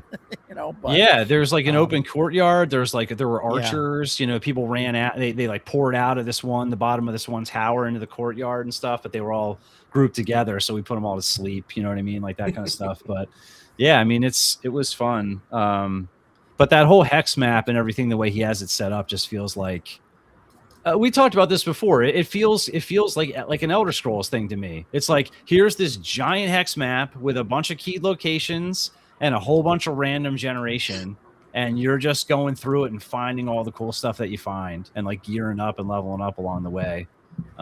It's pretty cool. I would want to play that. I don't think I would want to run it, but I would definitely play it. Yeah. Well, maybe someday I'll run it. I don't know. We'll see. And I was thinking about Elder Scrolls. Go ahead, yeah. Bethesda's engine is called the Creation Engine. I knew it was Creation Engine. Yeah. Okay. They're still using it. It's 20, 25 years old now. They just kind of update it every now and then. Okay. One of the worst parts about that engine is the game physics are tied to the frame rate. Yep. So it's like if you play on PC, you still have to play at 60 FPS, because if you unlock the frame rate, the physics engine goes completely bonkers and everything breaks. Yeah. It's like, it's crazy that they're still using that thing today. But yeah, I thought for sure with Starfield we were going to see something new, and nope, it was just slightly updated, still all the same bugs that have been in existence since Fallout 3. Did you see the amazing full conversion, Star Wars full conversion for Starfield? Mm-mm. I did see that. I have not seen it. It's looks amazing. Yeah, it is. Really? Everybody said graphics and sound pack. No. They redid the whole game. Everybody that's played quests and everything far superior to the original. So the whole story and everything's all. Oh yeah, it's like new. Yeah. Okay. Cool. Well, I should check it out. I did play Fallout London, which I thought was great. I heard that was good too. Fallout 4. It was really good. Yeah. Yeah, cool. And that's the same thing. It's just a whole new, like it's like a brand new game. Yeah. Fallout London uses the same engine and graphics as Fallout 4. In fact, if you install mods for Fallout 4, they still work in Fallout London as long as they don't overwrite them.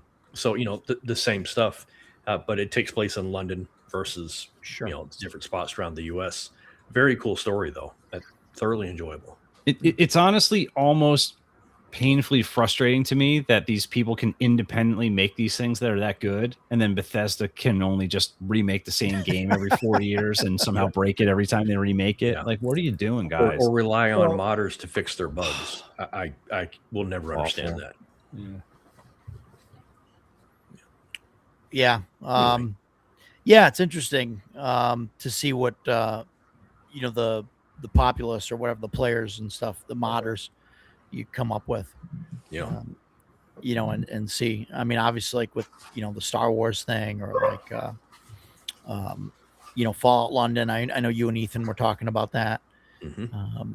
yeah, it boggles the mind how you've got this like huge company or whatever. I guess they're not that huge, right? Bethesda's they're massive. They're big. Oh yeah, Yeah, absolutely. they're big, like money wise. But how many people do they have? Like, I mean, do they have? I don't know, but Bethesda is owned by ZeniMax. ZeniMax was bought by Microsoft, so now they have virtually unlimited resources. Yeah, and Yeah, the but games are not better. Microsoft was never a good PC gaming. Agreed. Yes, totally agree. You know, they've had this habit of buying up studios and then, you know, just killing them. Yeah, just shuttering them because either one, because they were competition to their other studios. Yeah. Or two, because they didn't want to put the money into it. Yeah. Yeah.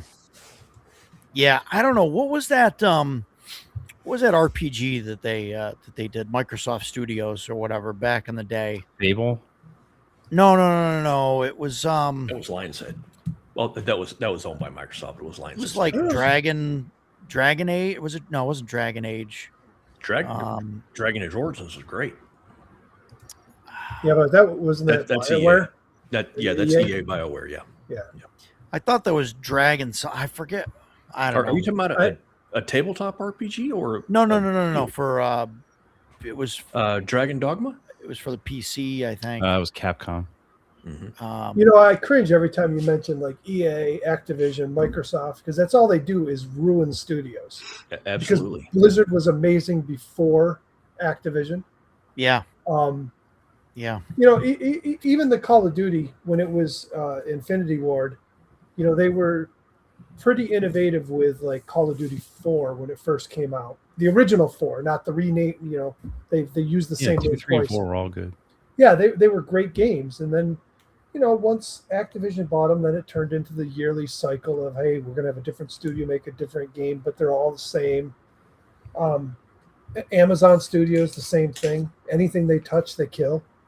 Mm-hmm. You know, they came out with New World, which started out with problems, and then they made it really good, and then they shuttered it. It's still running, but it's in maintenance mode now before they shut it down. Yeah. You know, but you know, Westwood Studios with Command and Conquer, you know, until they were bought out by EA. You know, they're just. Did you play the Blade Runner video game from Westwood? No, I never played it. Dude, it was so good. I heard it was good. Man, yeah, excellent game. Very cool. Really? Yeah, I've never. I don't remember hearing or seeing a Blade Runner game. Oh, it was great. It had like 10 different endings, and like you could just change one little thing during the game, and that would alter your ending completely. Such a cool game. The only two games I really knew from Westwoods was Command and Conquer, because I played a shit ton of Command and Conquer when it was out, and Dune, which was a very similar game. You know, still real-time strategy. Yeah, it was good stuff. Have you played the? This is going way off here, but have you played the Dune pinball machine? I haven't. No. It has a mode with the box. You know the thing in the movie where he's gonna put his hand in the paint box or whatever thing. It is a mode where you unlock that, and so there's the two flipper buttons, and then there's the button that's in the middle on top. So you unlock like the paint box mode, and you have to hold that button down. I hate those buttons. And that's a Stern thing that they added late. So you have to hold like the button down. They are a pain in the ass to hit. Like I have a problem with the D&D game trying to hit the shield in time, but like you have to hold that button down the whole time, and so you can only use one hand. So this guy Chris, he's a bigger guy, and so he goes and he says, "Oh, I'll fix it." And he kind of leans forward and puts his stomach on the button, and the game knows, and it like froze up on him and called him out for being a cheater because he was hitting the flipper buttons too close in timing. So it measures the timing, and it knows that you can't move one hand back and forth to hit the buttons that quick. So it knew he was cheating.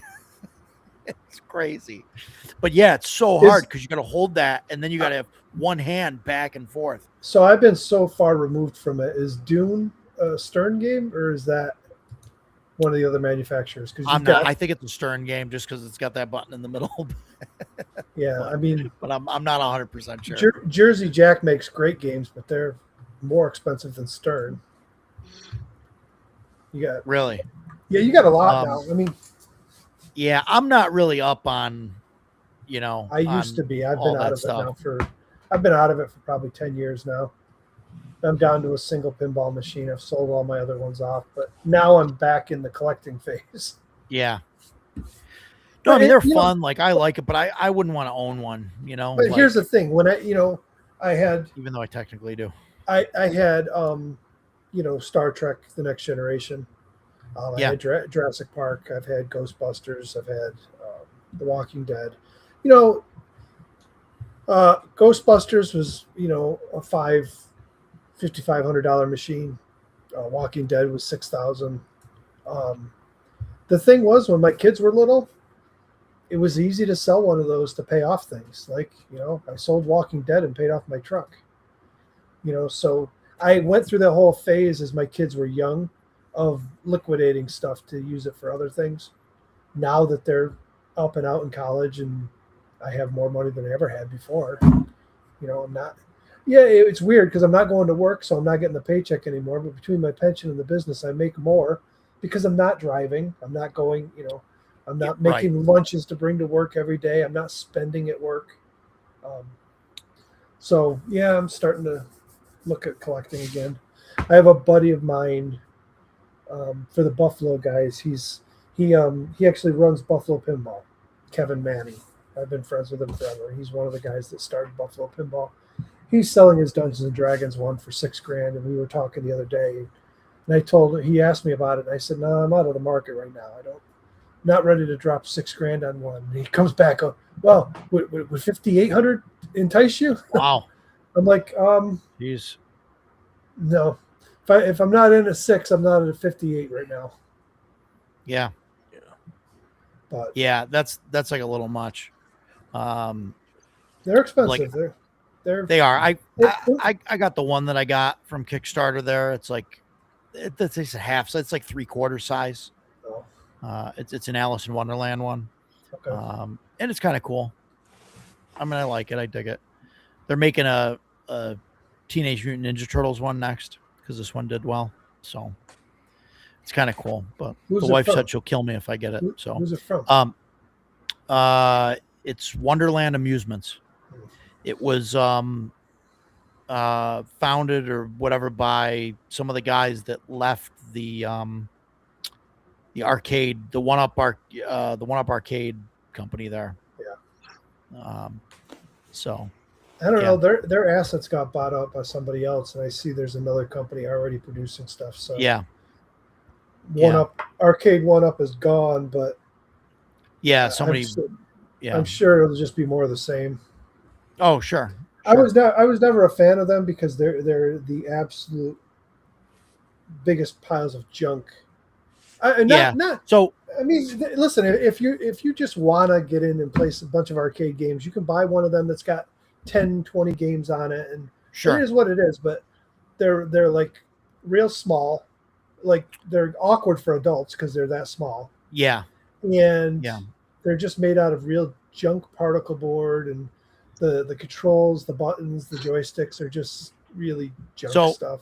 So I have one. Yep. I didn't buy it new. I bought it used. Yep. I got it for $50. It's a 4-player Simpsons machine. Yep.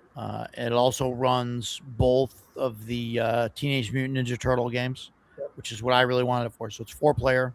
I got that, a Pac-Man stool, and the mini fridge that is in my game room, all for $50 total. So for me, it was worth it. I think for $50, I'd probably buy it, if for nothing else, just to take the screen out of it and whatever else if I wanted to. Right. But $50 is. And it's not bad. Like I played through the Simpsons game with my daughter.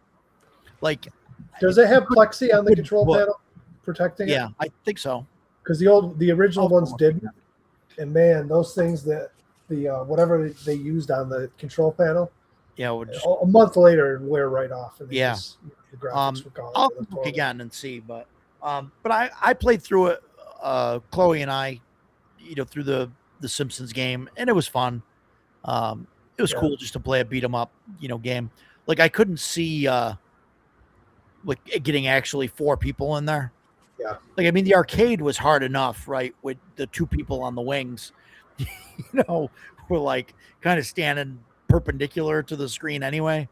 Like and to like with that being scaled down, I think it'd just be terrible. The biggest problem with a lot of those types of games now is they made them super difficult, so you were constantly popping quarters into them. And when you had to constantly pop quarters into Sure. them, you were. It was rare that you're ever going to finish the game, so it always kept you coming back.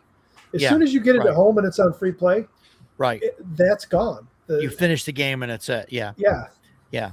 Yeah. Yeah. So And I remember beating the game in the arcade, and I probably spent, $150 or whatever. I don't know what it was. You know what I mean? Because it's like, your health starts dropping, you drop a quarter, and it fills you up. But yeah, we played through it. I'll probably play through the TMNT games a couple times on it, and then I'll probably get rid of it. I'll probably sell it to you for $50, or whatever. That beat 'em up genre has like actually come back a little bit the Yeah, it last has. few years. I don't know if you've Yeah. played any of the new ones, but like Streets of Rage was- 4 was real good. I heard that was fantastic. I played the Ninja Turtles one, Shredder's Mhm. Revenge, That's really and- good. and I think they're making Yeah. another one. Yeah. There's a I Marvel one that just came out. have an Oh, I original- want to play the Marvel one. Yeah, that's on my list. I have an original X-Men cabinet, Konami X-Men, the Mhm. full 4-player cabinet. But it's got 6-player. no, No, the that 4-player. one's no. super valuable, I think. That one's also a pain in the ass because it has 3 CRT monitors inside of it. And Yeah. there's the way they overlap. And a mirror. They got to use mirrors to it's a to pain get in- them to overlap and stuff. Yeah. But no, this 4-player one was completely gutted, and the bottom was in bad shape. So I cut the bottom off. I made a whole new bottom for it, and then at that point, I ended up putting. I went and got countertop vinyl, which is like the Yeah. really heavy stuff, and I glued that on, put that on the sides. New T molding. It looks like a brand new cabinet now, and it's just been sitting in my garage empty. And that was going to be a main cabinet, a 4-player. And I was going to do the Teenage Mutant Ninja Turtles and all that stuff. And I figured rather than putting in an old CRT, I know it's, my arcade buddies will cringe when I say I'm going to put an LCD in it. But the reason for Yeah. that is because then I can put those modern games like Shredder's Revenge in there.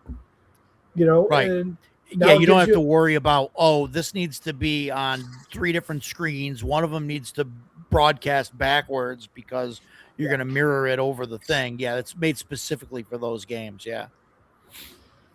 Yeah. So- No, that's the way to do it. Put a big flat screen in there and be done with it. Yep. Yeah, I'm with you 100% on that, Mike. Like I get like some of the hardcore guys though would be like, I mean, I try You'd and be like, I try and "Oh, replace no." the CRTs in any cabinet I have, but this one doesn't have Yeah. one. I do not have a work. I've got a couple 25s that need work, but like I have a Dragon's Lair cabinet I'm working on, and I can put a 25 in that. I mean, I've got other cabinets that can take it. My Smash TV cabinet can take a 25-inch TV in it, monitor. So oh boy. Edgelord's got a surprise Blu-ray for you, Mike. I don't know. Well, the thing that scares me is I'm not sure if he'll thank me or hate me. Yeah, I don't know. He's been talking a lot of stuff today, though, that I'm not sure I want to see. So, Yeah. I don't As know. long as you don't store the Blu-ray where you store your dice. Yeah, That is important. very important. It'll muck up the inner workings of the Blu-ray player. I got to make sure that Before Jeff's grab that, question disappears, yes, Jeff, Dune and CNC were Oh, basically the did same I game. miss a? Yeah, same coding, Sorry, same Jeff. gameplay. Just, man, that Dune game was awesome. Was it 93, 94 when it came out? I know I was stationed in California. Something like that. God, what a great game. I spent a lot of time Me- playing that thing. Me and my buddy used to play Command and Conquer daily. Did you do LAN Nonstop. parties or what? We do LAN parties, but we would also, there was also, we were playing, over the modem. And he had this distinct habit that every time I was starting to win, he would disconnect and tell me that his parents picked up the phone. Can't face defeat. And I brought it up to him not too long ago. We had a conversation about it when I go, you used to freaking, rage quit. I didn't rage quit. I go, yes, you did. And I mentioned it. And he goes, well, you got cheesy. You'd start dropping nukes on me and stuff. I'm like, that was the point of the end game. Once you got to the point that you could get the nukes, you pretty much ended the game. Yep, that's right. So as soon as he hears the nuke launched, he would like disconnect and Oh my God. Oh man, that's great. couldn't let me have the win. Man. I don't know. Go ahead, Matt.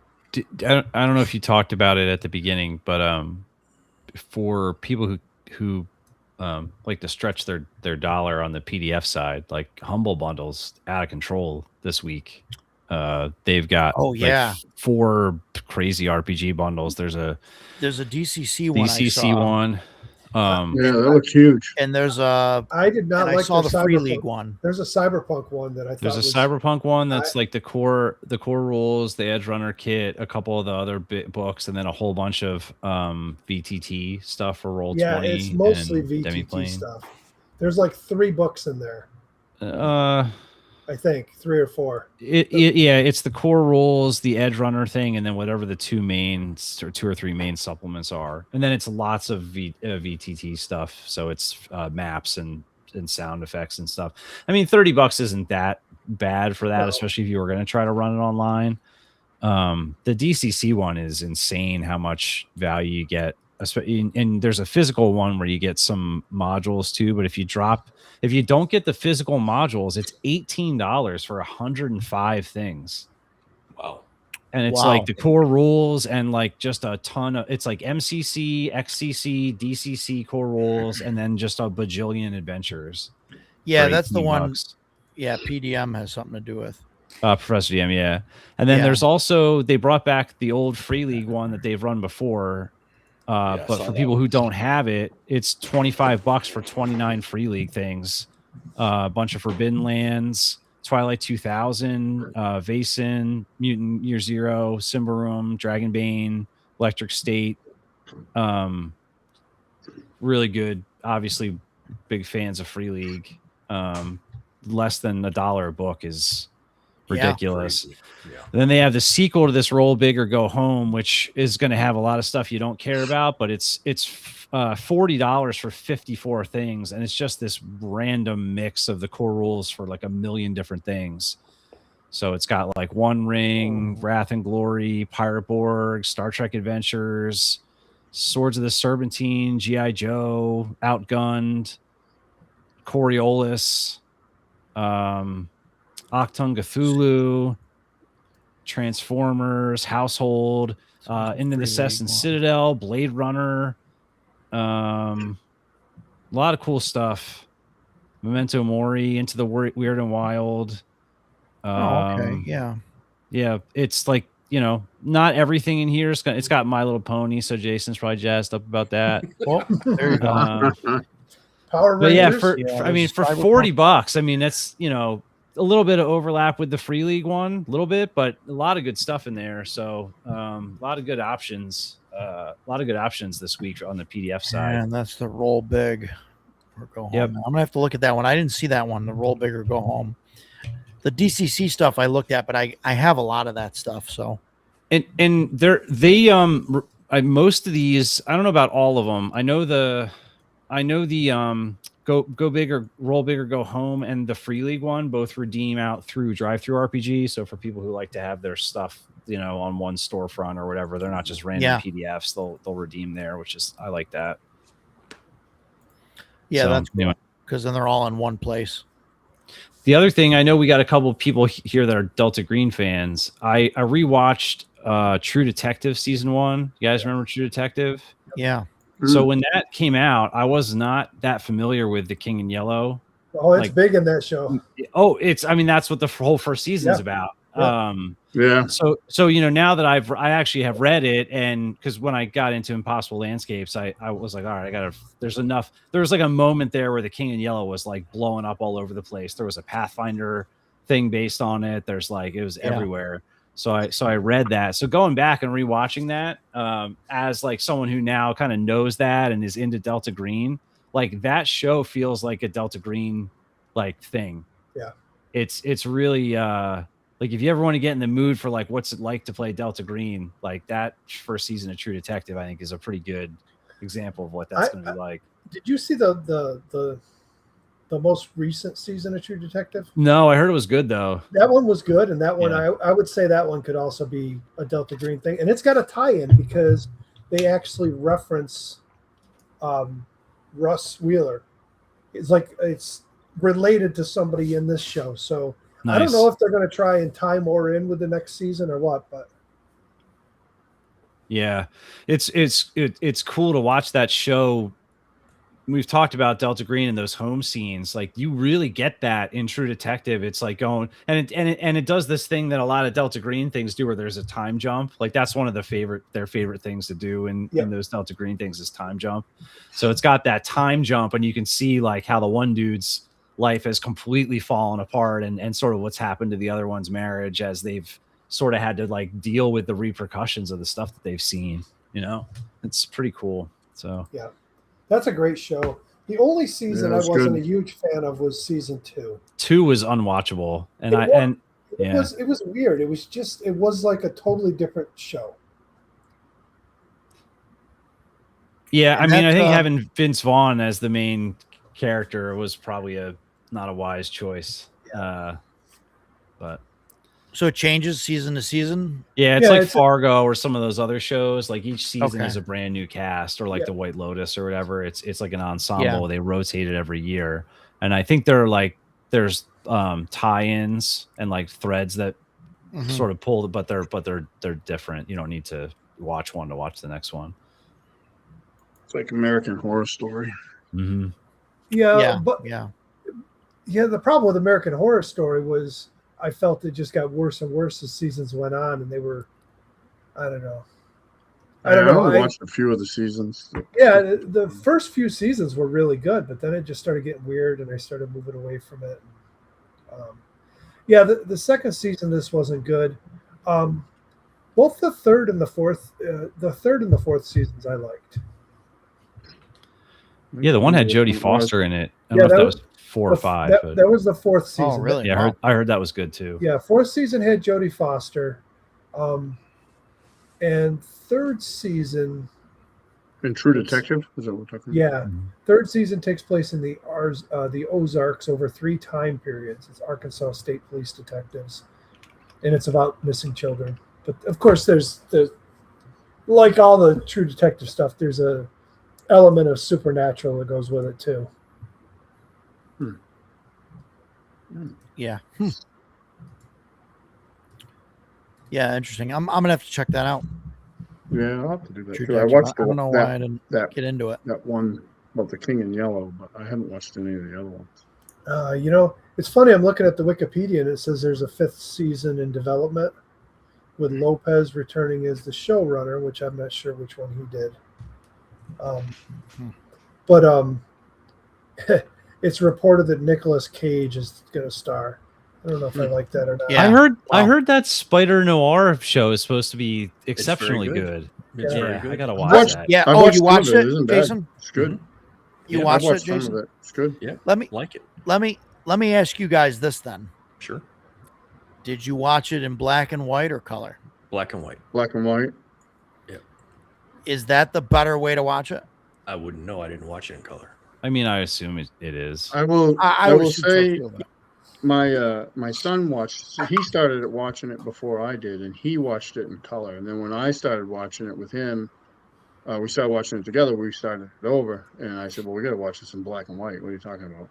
And it was funny because we were in this. There was this one scene, and it looked like, because it was black and white, it looked like it was nighttime. Mhm. And he's like, "When you watch this in color, it's broad daylight. Like it's not at Yeah. all." And he's like, "This looks like night." I'm like, "Yeah, it does." But- That's kind of my like. I love noir. It's one of my favorite settings. Love to read it. You know, I'm a huge Dashiell Hammett fan and all that stuff. But like we always we look at Noir stuff in black and white because those old movies were filmed in black and white because they didn't have color Yeah. film. But it's not like people didn't see color in 1930. You know, What? everyone could see green on the trees, and suits had color to them. But we can't get past that. Well, you know, every bogey film's in black and white, so clearly this must be in black and white. I don't know. Like I've never seen a colorized version of Maltese Falcon. I don't think I would want to. It's one of my all-time favorite movies. Casablanca is my all-time favorite movie, and if it was ever released in color, I wouldn't touch it with a 10-foot pole because it needs to be in black and white. But I don't know. After we're watching Clarkson's Farm season 5 right now, so that's occupying our evening TV time.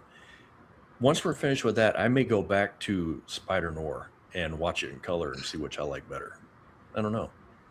It's a very good show. Thoroughly enjoying it. Nick Cage is very good because he's not acting like Nick Cage most of the time. Every now and then he pops out, but for the most part he's not. But there are things about it that I don't like, but it's still well worth my time. So I like Nick Cage and I like the movies he's in. But Yeah. when he goes over the top, he goes over the top. Right. Sometimes it's Yeah. just obnoxious. yes, when he goes full on Nick Cage, I'm like, oh God, put it back in the bottle, man. Yeah. Yeah. So, yeah, but he doesn't really do that in Spider Noir. He keeps to the character, which was great. I'm gonna have to check it out. Mandy is a crazy movie. Mandy. I haven't seen I it. don't think I've Yeah, seen that movie's wild. Mandy. I don't know. It's like a kind of 70s revenge action horror kind of movie. Sounds great. Yeah, I mean it's Fantastic. something. I Edgelord loves it. don't regret watching it. It's probably not one movie I'd watch again, and I would not recommend it for everyone. But it's kind of like The Lighthouse. Like I like The Lighthouse a lot, but I imagine most people would probably find it to be very strange. Yep. Yeah, that's on my Yeah. list. I haven't had a chance to watch that either. You know, But I got a question for you, Roger. Oh So boy. my wife wanted to go see Disclosure Day this weekend, and I'm like, it doesn't come out till next weekend. Got good reviews. And she's like, oh, well, we're going to be at the convention. And I said, well, they actually have a showing Thursday night. It doesn't release till Friday, but they have a showing Thursday night at Movie Tavern here. And I go, we could do that. And she's like, no. And I'm like, well, if you want to go, we could go Friday night. Once we close up, you and I can go to the movies if you want. And then I looked. It's like game stores. Everything that came up. Do you guys have a good movie theater anywhere near you?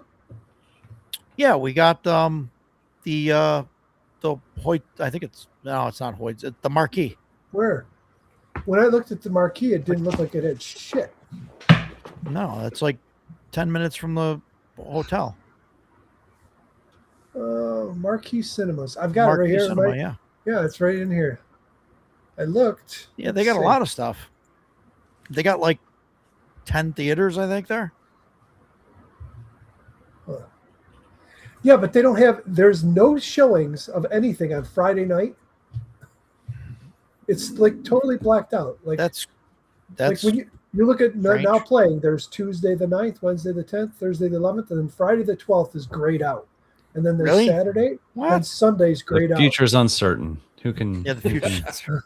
I'm like, That's so weird. are they not open on Friday nights? No, they got to. They are. I know they are. I know they are. That's crazy. I don't go there. I go to Rome, so I'll go there once in a while. The Rome Cinema 8. I mean, that's like 20 minutes out, That's 20 all right. half hour out. But that's like $10, you know, to It's- watch a movie there. Honestly, it's 2 hours and 25 minutes. I'll just wait. We'll see it here next week. Yeah. Because if we go, because what time do we close up Friday? 8:30. 8? Yeah. And then we got the movie. Mike, aren't you staying for the movie? No. He's Movie going to see a meet different and movie based on the last 5 minutes mean- of conversation. Yeah, really. No, I know. Matt was paying attention. No, I don't have this infatuation to sit and watch. It's Conan. but we're going to be different in- hanging out. People Yeah. are going to be trading stuff. I mean, it's not like we're going to be sitting in a theater watching it, right? There's going to be the game tables. People are going to be hanging out where the lights are going to be on, on in part of the rooms. There's People still free can do, popcorn, you know, right? swaps, free There's free popcorn. popcorn. I got I'll be there. I got a popcorn. I got a guy with a popcorn machine. It's gonna be Edgelord's fantastic. bringing the bourbon. Bring the bourbon. I'm bringing some whiskey, but Ugh. Oh, I But- thought, no, I thought you were bringing Kraken rum. well, I am bringing a bottle of Kraken too. But I also brought whiskey Okay. because people make that face when I talk about Kraken. That's because So- it's terrible. Kraken will be fine after I pass out gummies to everybody. So, so Saturday night after we close up, This is my kind of convention. special invite only. I'm gonna do a speech just like I did last year. You guys remember, except for Matt. But you guys, no, you guys remember. I did the speech and everything and all that, and thanked everybody for coming and being a part of it. I tear up a little bit. It's a whole show. This year I actually bought plastic shot glasses for it, but I found some whiskey. I got some whiskey that's got a cool story behind it, and I'll have a bottle of Kraken if anybody wants to do a shot with me. It's You gonna know be a good what's time. you know what's sitting on my desk right now, Roger? My daughter brought it down and threw it on there the other day. Bottle of dra- Kraken. The dragon stamp from last year. Oh, nice. That's Remind me, Matt, did you want me to bring this? Yes, Was it- please. Okay. Yeah. I thought I'm gonna bring the board game Hot Streak too. I don't know if you guys ever played that, but it sounds It's, familiar. I don't know if I've played it. it's basically a party game. There are 4 mascots that are running a race, like you'd see at like a baseball stadium or something. There's Okay. like a hot dog and there's like a big king and stuff like that. And you're basically betting on who's going to win the race. And then it's Okay. sort of like a little deck builder where like you see at the start of the Deck round what all the instructions are. Each mascot has a certain number of instructions so it's like a programming thing. So it'll be like Yeah. move to the left, to fall down, move backwards. Like a Robo Rally Camel Right. Up kind of mix. Yep. And when you see all of those, you can bet, but everybody gets to play a card from their hand and shuffle that into the instruction set. Yeah, So like if it's to very screw you up. obvious that one's going to win, people could sabotage it, right? And it's just like a betting game that you run multiple rounds on, but it's a lot of fun you can run it for like 6, 7, 8 people. So I'm going to bring that. Yeah, Should I really liked Camel Up. Camel It's Up a or similar, Camel Up. yeah. But the similar idea. stupid pyramid thing was like so cool, but also like the most annoying thing in the world to like deal Yeah. with. Yeah, Ready Set Bet is another good kind of big party betting game. I've heard of that. Yeah, Mhm. yeah, that's cool. What Should were I- you saying, Mike? Should I bring the Advanced Dungeons and Dragons trivia game? Oh my god, from Dude, what's- 19. So 80 it's something, or- it came out in second edition, but it's AD&D. So I mean, essentially nothing has really changed between Sure, first sure. and second. Spells are the same. Most of that stuff is all the same. Yeah, bring it. It's a freaking hard game. Oh, I gotta of tell you, course. If you get to like the tier 5 Later, gotta be questions, even harder. the tier 5 questions will ask you like some obscure freaking material component needed for some spell that you've never heard of before. Bring it. We'll do something. I don't know, one of the nights. So I'll see if I can whip something together quick, and we'll see who wants to compete and do a trivia thing for like a badge next year or something. What I won't bring is the Dungeons and Dragons Trivial Pursuit game, because that's like Oh god. 5e era. Yeah, no, that's yeah. We played that one night with our group. We played it one time. Yeah, did you guys lose miserably because you have no idea what anything No, is? I won. Oh, nice. I won. It's not surprising the DM wins Yeah. because the players don't ever seem to know. They don't even know Guy, their own you character mean- rules. Yeah, you mean the guy that actually read the books? Right. Right. The guy that read the books, Yeah. knows. Yeah. You're lucky if the players know what's on their character sheet, let alone what page their spells on or whatever, right? Right. But no, it's interesting. No, bring it if you want. We'll see. I mean, there might Right. be some time. Friday or Thursday we're gonna be hanging out, playing some games. Friday, who knows? After the movie, I don't know. I might be dead. Who knows? Saturday night, I know I'm going to do the thing. Special invite thing. Well, I give them the crayons because otherwise they're going to eat the lead in the pencils. Yeah, there you The go. graphite. Yeah. So I mean, we'll have some extra time here and there to play stuff, hang out. What time are you running your game Thursday? Unsure.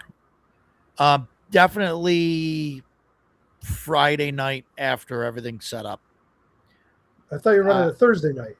or Thursday night. Sorry, you're right. Thursday night. My brain's frazzled. Thursday night, probably. I don't know, 6, 7 o'clock, maybe. Okay. I mean, yeah. I mean, 2, 3. Gonna start really like setting everything up probably like noon or whatever, and so whatever that's gonna take, and then Jason will get there, and I'll be moving the same table 6 times, and he'll be like, "Okay, it's fucking fine, leave it." Yeah.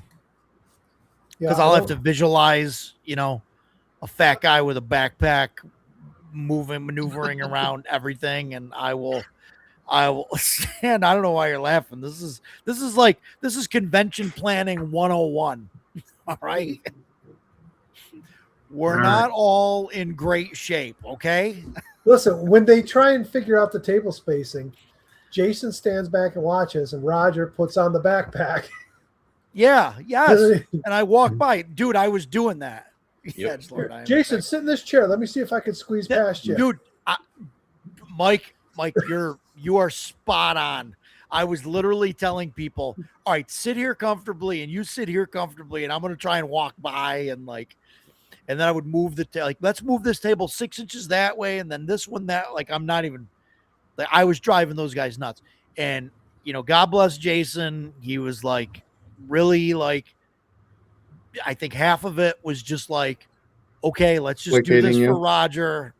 It's just placate him. Well, I'm sure he so got he sick can of get you through trying it. to rub your junk on him. But No, it was just watching him get stressed over and over, and we had moved a table 6 inches. Roger, Right. it's these are fine. This Yeah. will be okay. Let's move on to the next thing. Roger, you got all this room there. Why do you keep rubbing on me? You got all that space. Save it for Sunday, man. Good grief. it was, man, it was just and I'm starting to feel the anxiety now, right? Even up to a week before. But last year it was a month ahead of time. I was fretting about it, on every little thing. So I'm doing better this year. So, it'll be. Is there the same amount of tables, playing tables in the main area there as last year? Or? So I think I made some errors with table counting. I can't add sometimes. No. So I think we're going to be down 2 tables in the main room, but we're up 2 tables in the other room. Yeah, but I thought we did that purposely. Well, yeah, I mean, for room and space for the vendors and all that stuff. Yeah, But yeah, you so added more we've got- vendors in the main hall, so we, it allowed the tables to spread out a little bit more. Yeah. And so we got that, but I'm worried we might be short. So we may end up having to put a game table out in the hallway. I'm not sure. I really don't want to have to do that, but that's what I was trying to figure out today. Set up game tables in the lobby. She Leave open seats and just invite people. Some random couple comes walking in with their suitcases. Come on, Yeah. you want to learn how to just play? come on, sit down. They actually told us we could set up two tables in the lobby. 2 game tables there. So they really like us. I They were mean, great. They were great. the hotel was fantastic. Roger.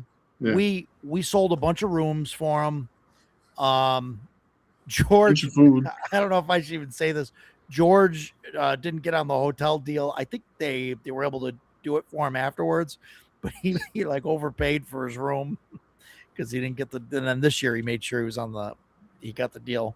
I just put in the request for an upgrade yesterday. Oh, did you? Yeah, because I've got the king room. Yeah, which has the king size bed and a pull out sofa bed. the king and the couch. Yeah, But I upgraded to the king suite, which gives a separate bedroom with the king. yeah. And then you have the living room with that, because I'm going to have my wife's going to be there some nights. My daughter. How much is the upgrade on that? It was $28 a night, so $56 for the. Oh, weekend. that's not bad at all. Right. But I don't know. I put in the request for it. I don't find out till I check in. Yeah. But I just figured with having Yeah. at least 3 of us there, it'll give a little bit of privacy. My daughter, Sure. she's going to sleep on the sofa bed, but at least she can be in one room, we can be in the other room, and Yeah. No, that's generally what we do. When we go out to hotels, when it's myself, my wife, and the daughter. Well, I'll try and get like a separate bedroom there, like that. And they once trying to think of where we went. We went and we checked into the hotel. It was a Hilton, and we had the king, the 1-bedroom suite there, and they didn't have it, like wasn't ready or something was wrong with it. So they gave us a free upgrade to a 2-bedroom suite. And so we had like a bedroom with its own bathroom, like space, Nice. and then another bedroom with its own bathroom and space, and then a living area with, a pull-out couch, and then like the whole kitchenette thing and everything. And I was like, this is amazing. Like we've got more space than people. Like this is fantastic. So. when we went to page 1, both of my kids came with us, and we got a second set of rooms. Yeah. Man, that was it was 1 day shorter then, but I still think I spent over $1,500 for 2 rooms for the weekend. Wow. I mean, my Yeah. room for Paige, because now we end up going for 5 days because we got to set up the day before, Yeah. and we're not driving home in January on a Sunday night because we always hit those snowstorms. So this year we stayed till Monday morning and we drove home. First Yeah, of all, right. the snowstorm had stopped. We drove home and it was perfect weather. But still, even if it's a snowstorm, I would rather drive in the daylight than in the dark on a Sunday night in January, 4 hours. But 5 days, so we spent over $1,000 for a hotel room just for 1 room. So yeah, trying to get 2 rooms. Yeah, it's crazy. Dan, we got something like 25 vendors. I've got 20. So I've got 20 listed for the exhibitors. Well, I have 21 listed on the exhibitors, and one of them backed out. And that was, I believe, the Summer Apothecary. So everybody else there is coming. So that's 20. And then I've got the special guests that have a table. So Greg Gillespie, Joe Block, Neon Lords, Elf Layer Games, and Wizard Tower is on the exhibitor list, I believe. So 4, so 24, unless Wizard Tower is not on. No, Wizard Tower's on. So 20, I believe it's 24 is the total number. But yeah, so there's a lot. Yeah, was it more vendors than North Texas? Wow. Yeah, so we got a lot of them. I mean, look, we're counting Stan as a vendor. We'll give it to him. No, it's his first foray into it. I mean, Stan there, Mike is going to be there. I mean, I could just go through this really quick here. So we've got Sigel Woodcraft Works. They make some gorgeous like dice trays, wooden carved dice trays and stuff. SYC Mail, she's got all sorts of chainmail stuff, chainmail dice bags, things like that, and actual like chainmail stuff. She Tedious there last year? Delirium. No, she was not there last year. Okay. Tedious Delirium. She's got a bunch of different stuff. She had like little potion things. She had dice. I'm trying to think of what else she had that was there that was game related. And then there's Thunderstruck Workshop. That's Mike. He has 3D printed stuff. Treehouse Reading Arts Center. That's the bookstore. Trina's Trinket Trove. She's got some clothes, some custom design like shirts and stuff. She also has dice trays that she makes that has different symbols and stuff in them that she I don't know, I guess she's got a paint or like what do they call that with like screen prints on or something like that. She also I talked to her, she also has she's doing some CNY ones, which will be really cool. So she's got that. There's Troll Den Painting, Two Cousins Pinball. It's the Pinball Hall. Wizard Tower Publishing. That's Don Samora and his stuff there. Blackwall Games, Dion Blackwall. He's gonna have his stuff there. Blue Kabuto. They've got some awesome games that are like in a Chinese takeout food container type of games, and they got a game that looks like a takeout menu. Charming Creations, which is a friend of my daughter's. She sells like shoe charms and buttons, things like that. Dice Drop Dungeoneer. He does 3D printed dice dungeons. It's like a wall mount or a freestanding thing, and they're like different sections of like a dice tower. So like there'll be one with like stairs and one with like a propeller in it or whatever, and you drop the dice down and they go through all this stuff. Dream Castle Gaming, they're a game store in Rome. Duck and Crow Press, they make some really cool OSR modules. Emperor's Choice, the Arduin guys. Flaming Cabot Productions, I believe they're like a lot of custom made stuffed animals and plushies, things like that. Griff Kuba Gaming Services, Chris, he does he advertises for a lot of local conventions and things, so he's going to have his kind of set up just kind of advertising that. Ravenswood Comics, they're the local comic shop. And there's You Can Breathe Now Games. They make OSR modules. I guess I think that's it. I'm not 100% sure on all these things. I think he's just got old school modules, and I think he does some artwork. So that's that, and then we've got the vendors, and for that are the special guests, and some of them have booths. So we're gonna have Greg Gillespie, that's OSR Publishing. Joe Block, which is BRW Games. Brian Shutter, which is Neon Lords. Jason Vey has Elf Layer Games. And Matt Tapp. We're not sure if he's going to need a table or not to put his stuff. It all depends on how much stuff he can fit into his bag for flying. But yeah, so I think that's everybody. So that should be I don't know, 20 something, 24, I think that is. So yeah, I don't think I missed anybody, but yeah, so that's all the vendors. Yeah. We don't have any like really big tables. I mean, Mike has, Mike and Arduin, Emperor's Choice have like the largest tables.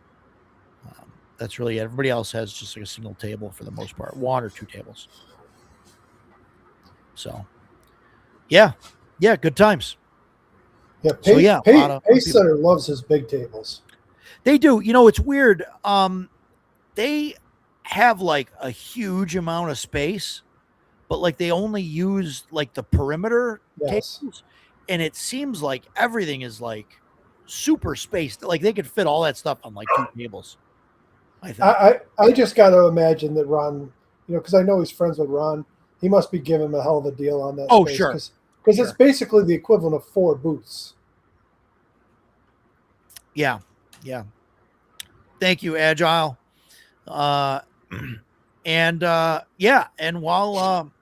Agile is here, we got his Kickstarter that is, last I checked, it was just about 90%.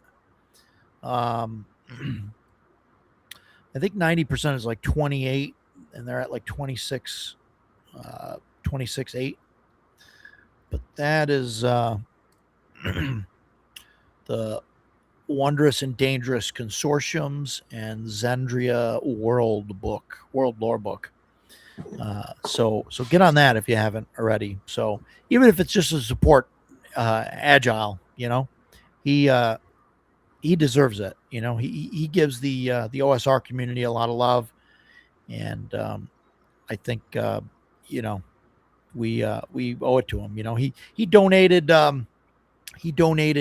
10 passes for veterans and disabled veterans for CNY. So if you're a veteran or if you're a disabled veteran, let us know, and we'll make sure you get in on Agile. So thanks a lot for that.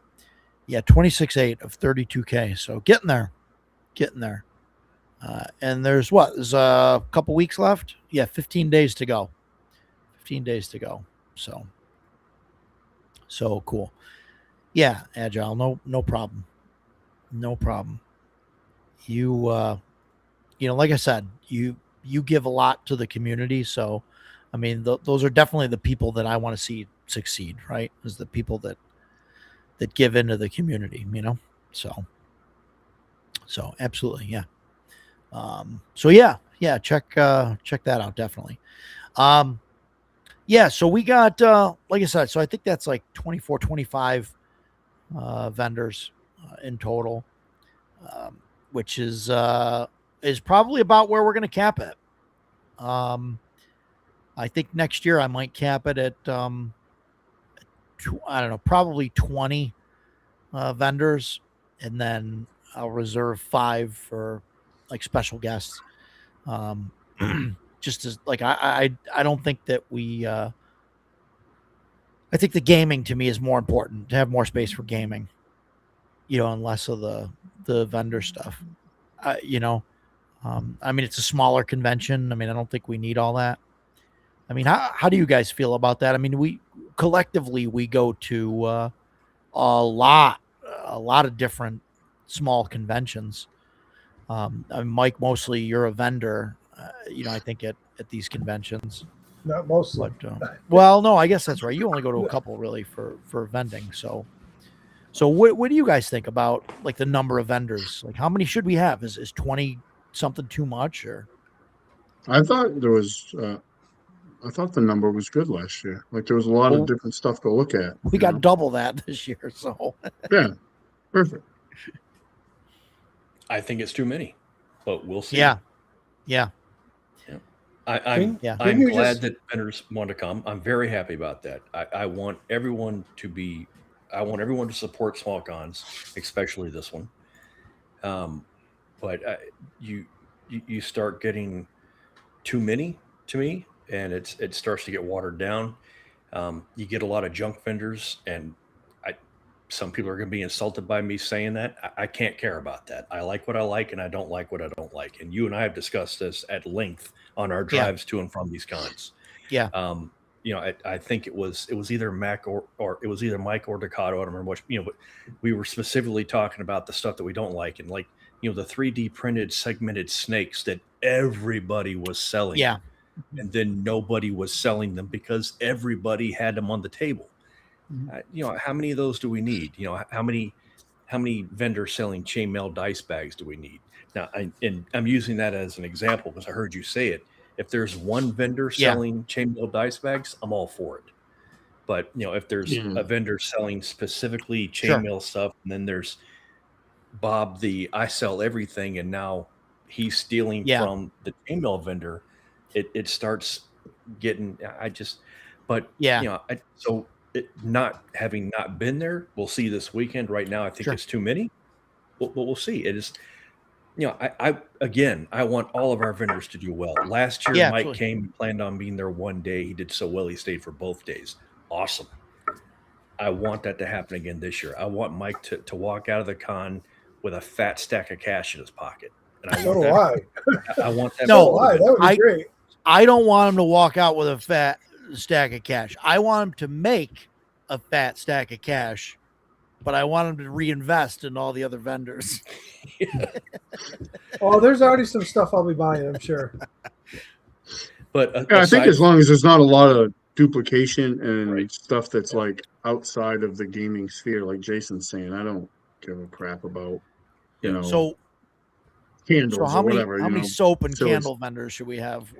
zero. all of them, And all of them. that's you know, like and thinking about a con that you and I go to fairly frequently. You know, there's the woman that sells the soap. I can't go anywhere near because those scents like make me Yeah. nauseous. I can't be around that stuff.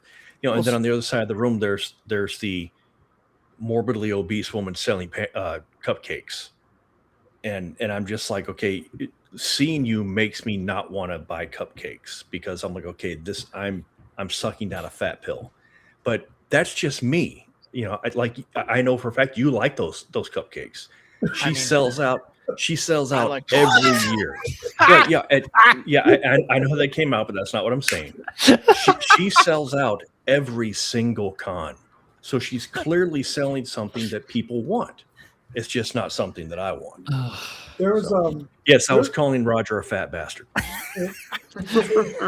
I don't want them, but Cupcakes are you obviously, sir, are. in August every year here. There's a show in one of the parks here in Auburn, and it's a big show. It fills up the whole park. It's a big show, and we did it one year. Right around the corner from us, there's a woman, full tent, big U-shaped table. The only thing on it was the biggest pile of chocolate chip cookies you've ever seen, and they were like this big each, and just this. I mean, she had to have had 500 of them on the table, and she Yeah. was sold out by 1 o'clock. There you go, man. Yeah. Yeah. Jeff, I- we, and- yeah, we and- do they- not have a cupcake vendor, Jeff. We do not have a cupcake It vendor. doesn't. and- I don't think it matters what show you go to. If there's a food vendor there with it will sweets, sell out. Yep. they will sell. You know, and Yeah, my wife they is one have- of those people. You know, she will buy Yeah. that hubcap sized chocolate chip cookie Yeah. and walk away with a huge smile on her face. And she's like, you know, do you want some? No, I sure don't. I'm trying to Yeah, lose they- weight, not gain it. They have one at ShireCon, and I buy stuff from her every year for the ride There you home go. because it Yeah, gets, there you gets go. me through it. You know, it's No, really good. It's just I not get for it. me. That's all I'm Right. saying. And I get it. Like, and I think like of all those, like the food vendors, like, you know, the cupcakes and the cookies, like I think they're not gaming related, right? But like, I think they're fine. And the They're ones we're kind of talking staples about, of the con. You know, all Yeah, all the yeah, cons right. have that. I wouldn't Um, say the soap vendors aren't related. Yep. We've been Right. to cons. I was gonna There say are that. definitely some people say that go there that could Um, utilize that. the soap vendor at the con we're talking about, it's a husband and wife duo, and they go and like selling the soap pays for their trip. And the reason why Jason said, you know, it's the one lady there selling soap is because the husband is gaming the entire weekend. So she's selling it. But yeah, I mean, there's definitely a Venn diagram of gamers and people that need to use more soap. So now I will say I'll this. say that. I hope that there's nobody there that you have that's selling like remember I had those articulated animals, Oh the God. 3D. Well, listen, those were leftovers from when we were doing non-gaming shows, right? And I still have a real small bin of them. And my daughter just asked me today. She goes, "Are you planning to bring those?" I go, "I didn't think so." She goes, "Well, didn't you bring them to Paige?" I go, "I did. I brought them to Paige and I gave them away to the kids. You know, just gave them out Yeah, for free there to you go. kids." And she goes, "There were a bunch of kids there." I'm like, "All right, I'll bring them." I go, at Page, I felt bad because there were 2 vendors right around the corner from me selling that Oh stuff, my and here I am giving them away for free. Yeah. I don't think anybody's doing that. I don't Yeah. think anybody's I going to mean, have that stuff. Like those dragons, I might have a couple of them left. Those animals, and I'm at the point now where I don't even try and sell them. I just, find The little kids walking around So- with their parents. And would you guys like one? I'm gonna come and sell cupcake shaped soaps in chainmail bags. Nice. Perfect. Got Corner of the all market. the Get 'em, bases everybody. covered. There you go. And the soap is edible. No, Anything's edible if you believe in yourself. Oh boy. Yeah. I actually looked at some of her stuff. Some of her stuff is kind of cool looking. Are you talking about the chainmail? stuff. Yeah, the chainmail stuff. So Is there It, anybody um, selling crocheted animals? Because my daughter will just be obsessed and have to buy stuff. oh my god, are you kidding me? I'll Every time I go to a show, it's too she's late like, for she'll come walking up and look what I bought. I'm like, oh my god. it's too late now, but I do know somebody that makes the crochet No, animals. we and don't stuff. need them there. I'll see if they can bring But- some. No, we don't need them there because the problem is I never make my daughter buy her own stuff because she comes and helps me. So when she wants things, I just buy them. Yeah. So I don't Yeah, want to I buy hear you. more crocheted animals for my almost 19-year-old daughter. But she'll Yeah. be like, Dad, I want that. That's cool. There is somebody that's got custom made animals. So I don't know. We'll see. Maybe she'll buy a bunch of them. But yeah, this SYC mail, like I know she's got like some dice bags and some earrings and things like that. It looks like a higher end, I guess, chainmail type of thing, Cool. It's like not just like dice bags and stuff, I'll put the link to her website in the thing. I'll even put it in the private chat so you guys can click on it if you want. Whoop, there we go. So that's that. That shows some stuff on there Looks like she uses stainless links. That's good. of what she got. Some of it's titanium, I think, too. Cool. Cool. No, she didn't. Doesn't say CNY RPG Con on the game list. Oh, that's You're all outta 2025. That's all 2025. So she hasn't updated her events. But yeah. So there's some cool stuff that she's got there. So it's kind of cool looking. We'll see. We'll see where it goes. There's not a lot of stuff on her website. Maybe she just No. does it made to order. I don't know. Yeah, maybe. I was looking, but I have no idea who this Charming Creations is that you guys just announced today or yesterday. Oh, yeah, you're not going to Because- find that anywhere. Because when you search for that, there's like 10 different businesses with the same name. One of them sells all Disney stuff. One of them does wedding planning stuff. Seems like that's a very common name. I love it. I love it, Dan. Do it. Hang out, hang out till Tuesday. I don't care. I'll take another day.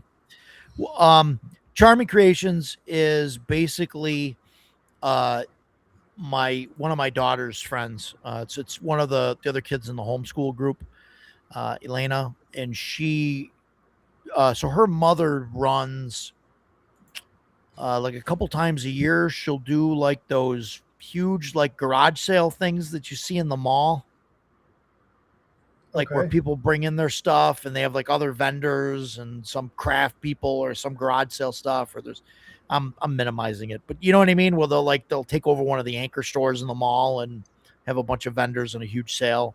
Yeah, they turn the mall into a slum. It's great. So I love that. So she runs those a couple times a year, and so her daughter always has like a booth and sells like shoe charms and things like that. So she does some events. So it's really not like you're not going to find a website and all that stuff. Okay. So, but yeah, so she'll be in the hallway. getting through traffic from other stuff there. So we'll see how that goes. But yeah, that's cool. So yeah, fun times. So yeah, so there's a handful of vendors that we'll have. We'll we'll go from there. So some kind what? Sometimes your videos can be talking about on... Ducato's videos. Talking about me. Oh, usually with wireless headphones, you can just turn it up quieter. Yeah. Well, that's because, Stan needs to invest in some better audio equipment, I think. I'm soft spoken. He's soft spoken. That's it. He's a gentle giant. Gentle giant. So, yeah. Good times, right? So, yeah, but we like Stan's videos, especially when he does really cool videos on all of his cool setups. Love watching those. Oh, I forgot about Agile. Had a question here that I pinned and then forgot about. Sorry about that. Are you stoked for CNY to kick off now? And how do you feel about things? It's interesting. For me, it's like a never-ending thing. Like I've already started minor planning for next year already. Like I've set the dates. I've got some ideas of some stuff that I want to do. I'm already going like down those roads to figure that stuff out. So I'm kind of always in like the planning stage now. So there's are you keeping pausing? it the same week? Yeah, Okay. I am. Because I don't know if you saw, but somebody else moved their convention into June now. Oh no, I didn't see that. The one that just ended last weekend is now the end of June next year. Oh, okay. Okay. I mean, that's fine. Yeah, I didn't know if you. That's why I was just asking if you kept it the same week. Yeah, I'm keeping the same week. Okay. That's going to be this weekend for Forever. I don't know, for probably ever. Like I considered moving it to July at one point, but it would have to be mid-July, and I don't know. I don't think that's a great. Yeah, right. So I think that this is fine. I mean, it sucks being a week after North Texas. I didn't think something that far away would really affect us. I mean, Mike didn't either. I mean, but and it's not like a huge thing anyway. Like whoever's going to go to North Texas is going to go to North Texas, right? Well, it does make a difference when it comes to special guests, though. Sure.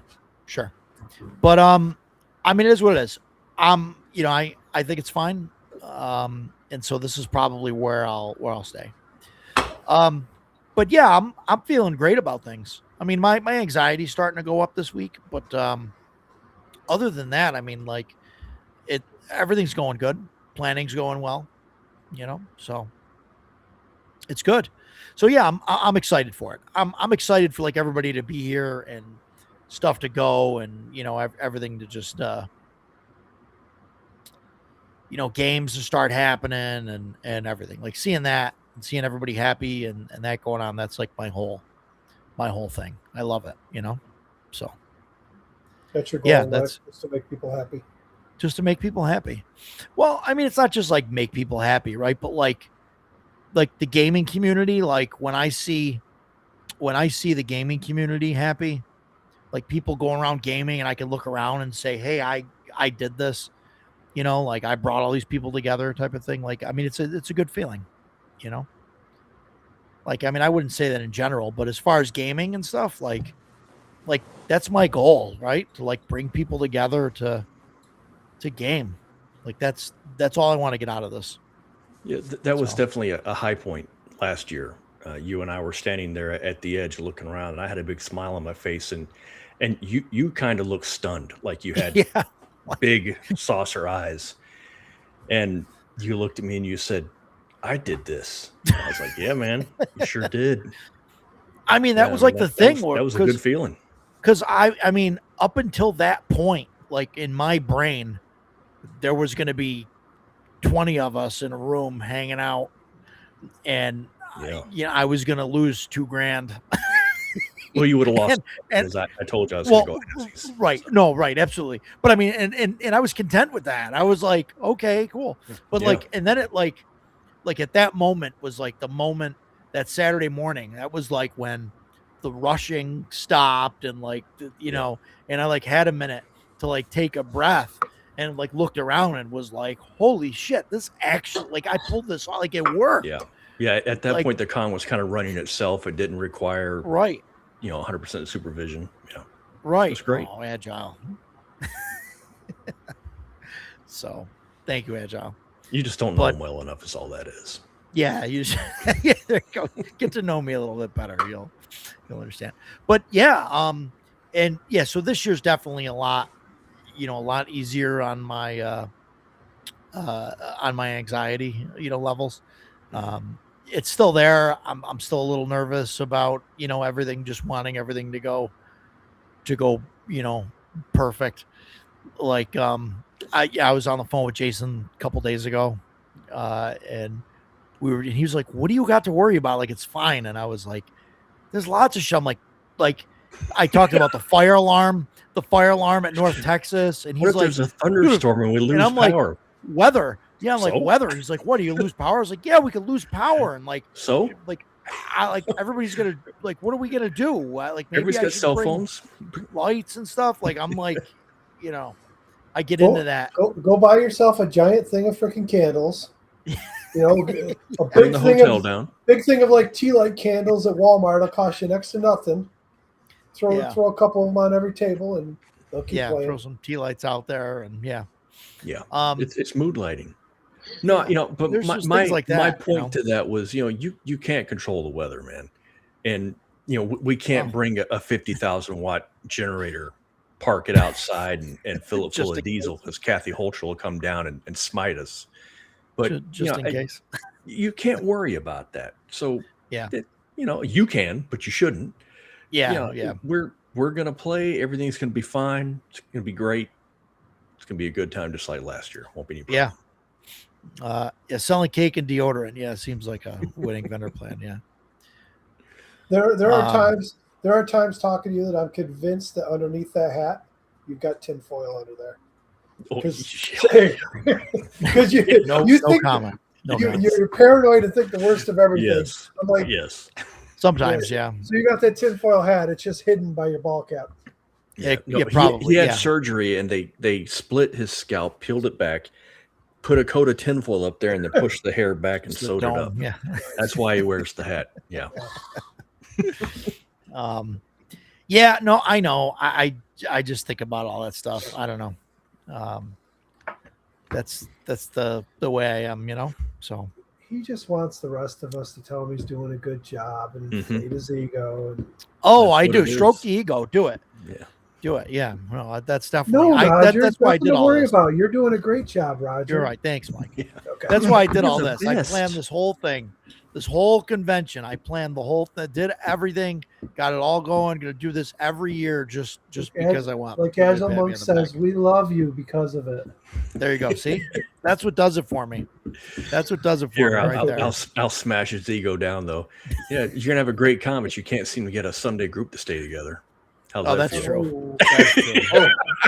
So, I'm gonna join Fired. Mike's group. Yeah. I don't know if you want that either. Yeah, I know. No, that actually get has it. nothing to do with Roger. No, No. well, some of it is. Some of it is. All right, all of it is. The hell with you. Well, no, I mean because I'm running a game that I want to run in a way that I want to run it, and that Venn diagram of tabletop RPG players, right? And then there's another circle in there of like that don't play the latest version of Dungeons and Dragons, and and they want to play like an open world kind of game, and I mean it all. You get stuck with like 3 people. So There we go. that's where we're at. It changes to RogerCon. That's funny because the Treehouse bookstore, she my wife works for them part-time, and so that's what she ends up calling it. She called it RogerCon last year, so you could see some of the boxes that she has. It says RogerCon on it. So, yeah, good times. Hey, thanks, Robert. Thanks for stopping. It's good to have you here. So yeah, con requires less commitment. Yeah, exactly. It needs 1 day a year or whatever. Yeah. Yeah, that's why I said 1 weekend a year. earnestly. I don't believe Rogers is to blame. There are things that he and I have talked about, but Yeah, man, we just and it's not even the players. Just crap happens. There's a very Yeah, but small pool here is the problem. you know what would be a great test of that? If you if I ran ran- 5e and see what If I happens. ran 2024, No, okay. if I said, hey, I'm gonna run that. 5, whatever. 5.5, whatever. If I said, hey, I'm going to run that, and just see. You wouldn't have me there. That might solve a lot of your problems. Well, that's true, but I mean, I don't know. I don't know if that would help. Like, I mean but that would definitely prove It'd be a good litmus test, like for sure. whether it was actually me or Yeah. Well, keep everything the same. But it's funny because I just had a conversation with my buddy. I told you earlier, Roger, that I might get into a 2E game. And he used to be in my group, and he's now running his own 2E game at the moment. yeah, And we got talking today, and he says we were talking about different games that we've tried and whatnot. I talked about Castle Crusades and this and that. And he goes, well, he goes, obviously my favorite system is 2E, and that's what I'd prefer to run and play in. He goes, but if I had to pick the favorite game I've ever been in, he said it was when I ran Waterdeep in 5e. okay, And it's one of those things because I like Forgotten Realms.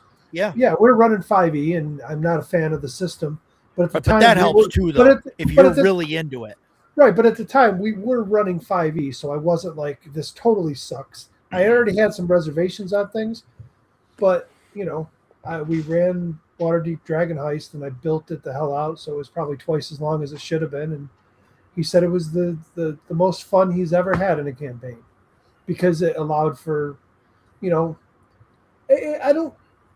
When he says this though, he said it allowed 5e allowed for a lot more role playing, and I don't really buy into that because you can do that in any game. It doesn't matter which system it is. I don't even think the 5e has more tools for doing that. I don't know. I think from the player perspective, they see a list of skills and a list of things in the book that literally list out what they can do versus other games where it's more up to you to figure out what you're going to do. So I think that's why it appeals to people like that. It's easier to play your sheet than Yeah, sure. yeah. be creative. I don't know if it's easier because it takes them forever because Oh, yeah. Yeah, 5e right. sheet has so much crap. they can do. Slower. Yeah. Slower. Yeah, Todd I says mean- it doesn't matter if it's me or not. Tabletop RPGs are like pizza. A lot of people like it. Most people prefer different toppings.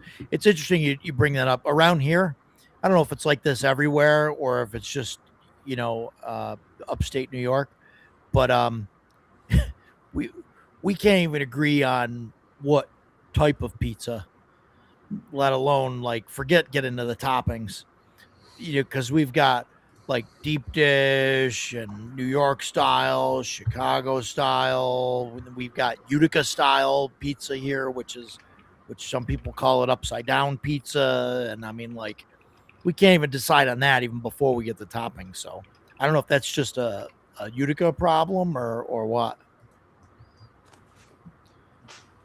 Hey, Edgelord, I'd be careful.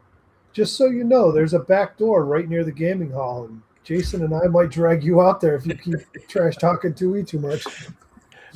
Wow. Yeah, 3E might be better than 2E.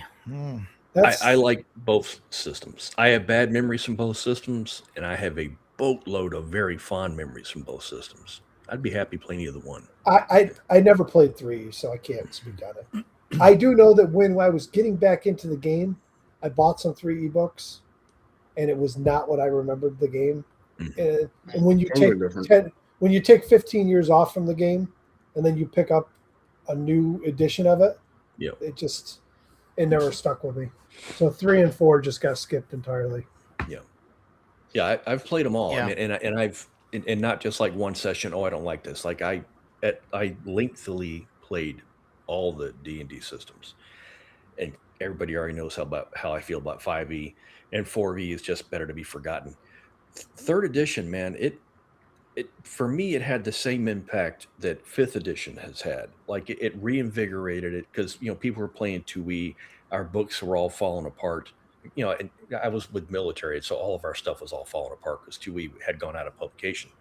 And then when 3e came in, I mean, it was, I don't know, it was like a supercharged Dungeons and Dragons adventure. I mean, like I loved it. Now, towards the end of its run, it had the same problems that Pathfinder had. Here's a million splat books that you don't need, and it's given it too many player options and all that stuff. But man, I just remember picking up 3.5. My group skipped 3.0. I picked up 3.5 and opened it up, and I loved everything about it. I really did. It started to have too many skills and too many feats. In fact, I was playing a monk once, story time. I was playing a monk, and I told the DM, because I just wanted it to look cool. That's all I cared about. We were fighting an ogre, and I wanted to run up the wall, use the wall as a springboard, jump off, and punch the ogre. That was it. I mean, I wasn't looking for a bonus or anything like that. I just wanted to be cinematic and look cool. I had to do a run check, a jump check, an acrobat check, and then swing. I failed my acrobat check and hit the wall and fell, and I'm like, okay, this is ridiculous. I just want it to look cool. But, and in 2e, I could say I'm going to run up, spring off the wall, and punch the ogre, and he's going to say roll to hit. If you hit, great, you hit. Some of that's a bad GM thing, though. Right. And everybody's like, yeah, that was cool, man. But in 3.5, it's got these skills, so we got to roll those skills. So I mean, it's definitely got its negatives, but all in all, man, God, I have so many fond memories of playing 3.5. Edgelord, if you think that 2E is crunchier and worse organized than 3.5, then you must be adding in the late splat books. Oh boy. And the player's option stuff. Yeah. Because if you just take core 2E versus core 3.5, they're night and day difference, and 2E is way, way less crunchy. And I think 2E is very well organized if you just stick with the core books. Mm-hmm. Sure. I mean, if you're sticking with the core books, yeah. But 3.5, if you jump years into 3.5 and you start buying every splat book for that, it's a mess too. Oh, it's a mess. It's absolutely a mess. Saying. Yeah, absolutely. Yeah. No, I agreed. And that was one of my biggest problems. So we're just over the 3-hour mark. So I think it's a good place to call it here. I got some stuff I got to do yet. Me too. I'm going to play Red Dead for an hour before I go to bed. I don't know, Edgelord. We'll have to fight that one out. Let's save that one. Let's save that one. Maybe we're gonna have to sit down with you and show you how to make race at the convention. I'm not sure how it takes any more time to make it. Yeah, I don't know. We'll have to get your core books ready, sharpen your pencils, and this sounds like a blast to me. I think we should totally do this. I'm not sure we're even talking about the same games here. We'll take a 3.5 and a 2E. We'll get the books out. We'll time everybody. I'll randomly decide on like a race class. It's gotta be one that's in both. Yeah. I can make a 2E character. Yeah, make a level 3 human fighter. Go. Give me 5 minutes. Well, yeah, right. Sounds yeah, good. Stopwatch. Yeah. But yeah, we'll have to. We'll talk over bourbon. Yeah, we'll figure it out. We'll do something. We'll see. Character generation contest. So, but yeah, so we'll see you guys. We'll see everybody at the con. Can't wait. It's going to be fantastic. Can't wait to see all you guys out there at the convention. I know some of you are going to be there. It's going to be great. Can't wait. There's something to be said for 3d6 down the line, roll for hit points. So see you guys in a couple days. It's going to be a blast. I can't wait. We'll see you guys there. thanks everybody so much for coming. Please don't forget, like, share, subscribe, all of that, fun stuff that I never say. But we'll see you guys on the next one. Maybe we'll do a live stream from the convention. I don't know. I got some stuff set up to Everybody's do going to that, be there. but We'll we'll just see. be talking to people. You won't Well, have an no. audience. They're I all mean, gonna I be- might do a walk around and just interview people, do a live stream and just talk to people. But we'll see. Cool. We'll see how it goes. Our 7 viewers will all be there. That's right. Yeah. Lord, what do you think? So, yeah. No, we'll talk. I would go around, talk to the vendors and stuff. I think it might be cool. But show people what they're missing. But all right. So we'll see you guys in a couple of days. So thanks Excellent. for coming. Take care, everybody. Bye.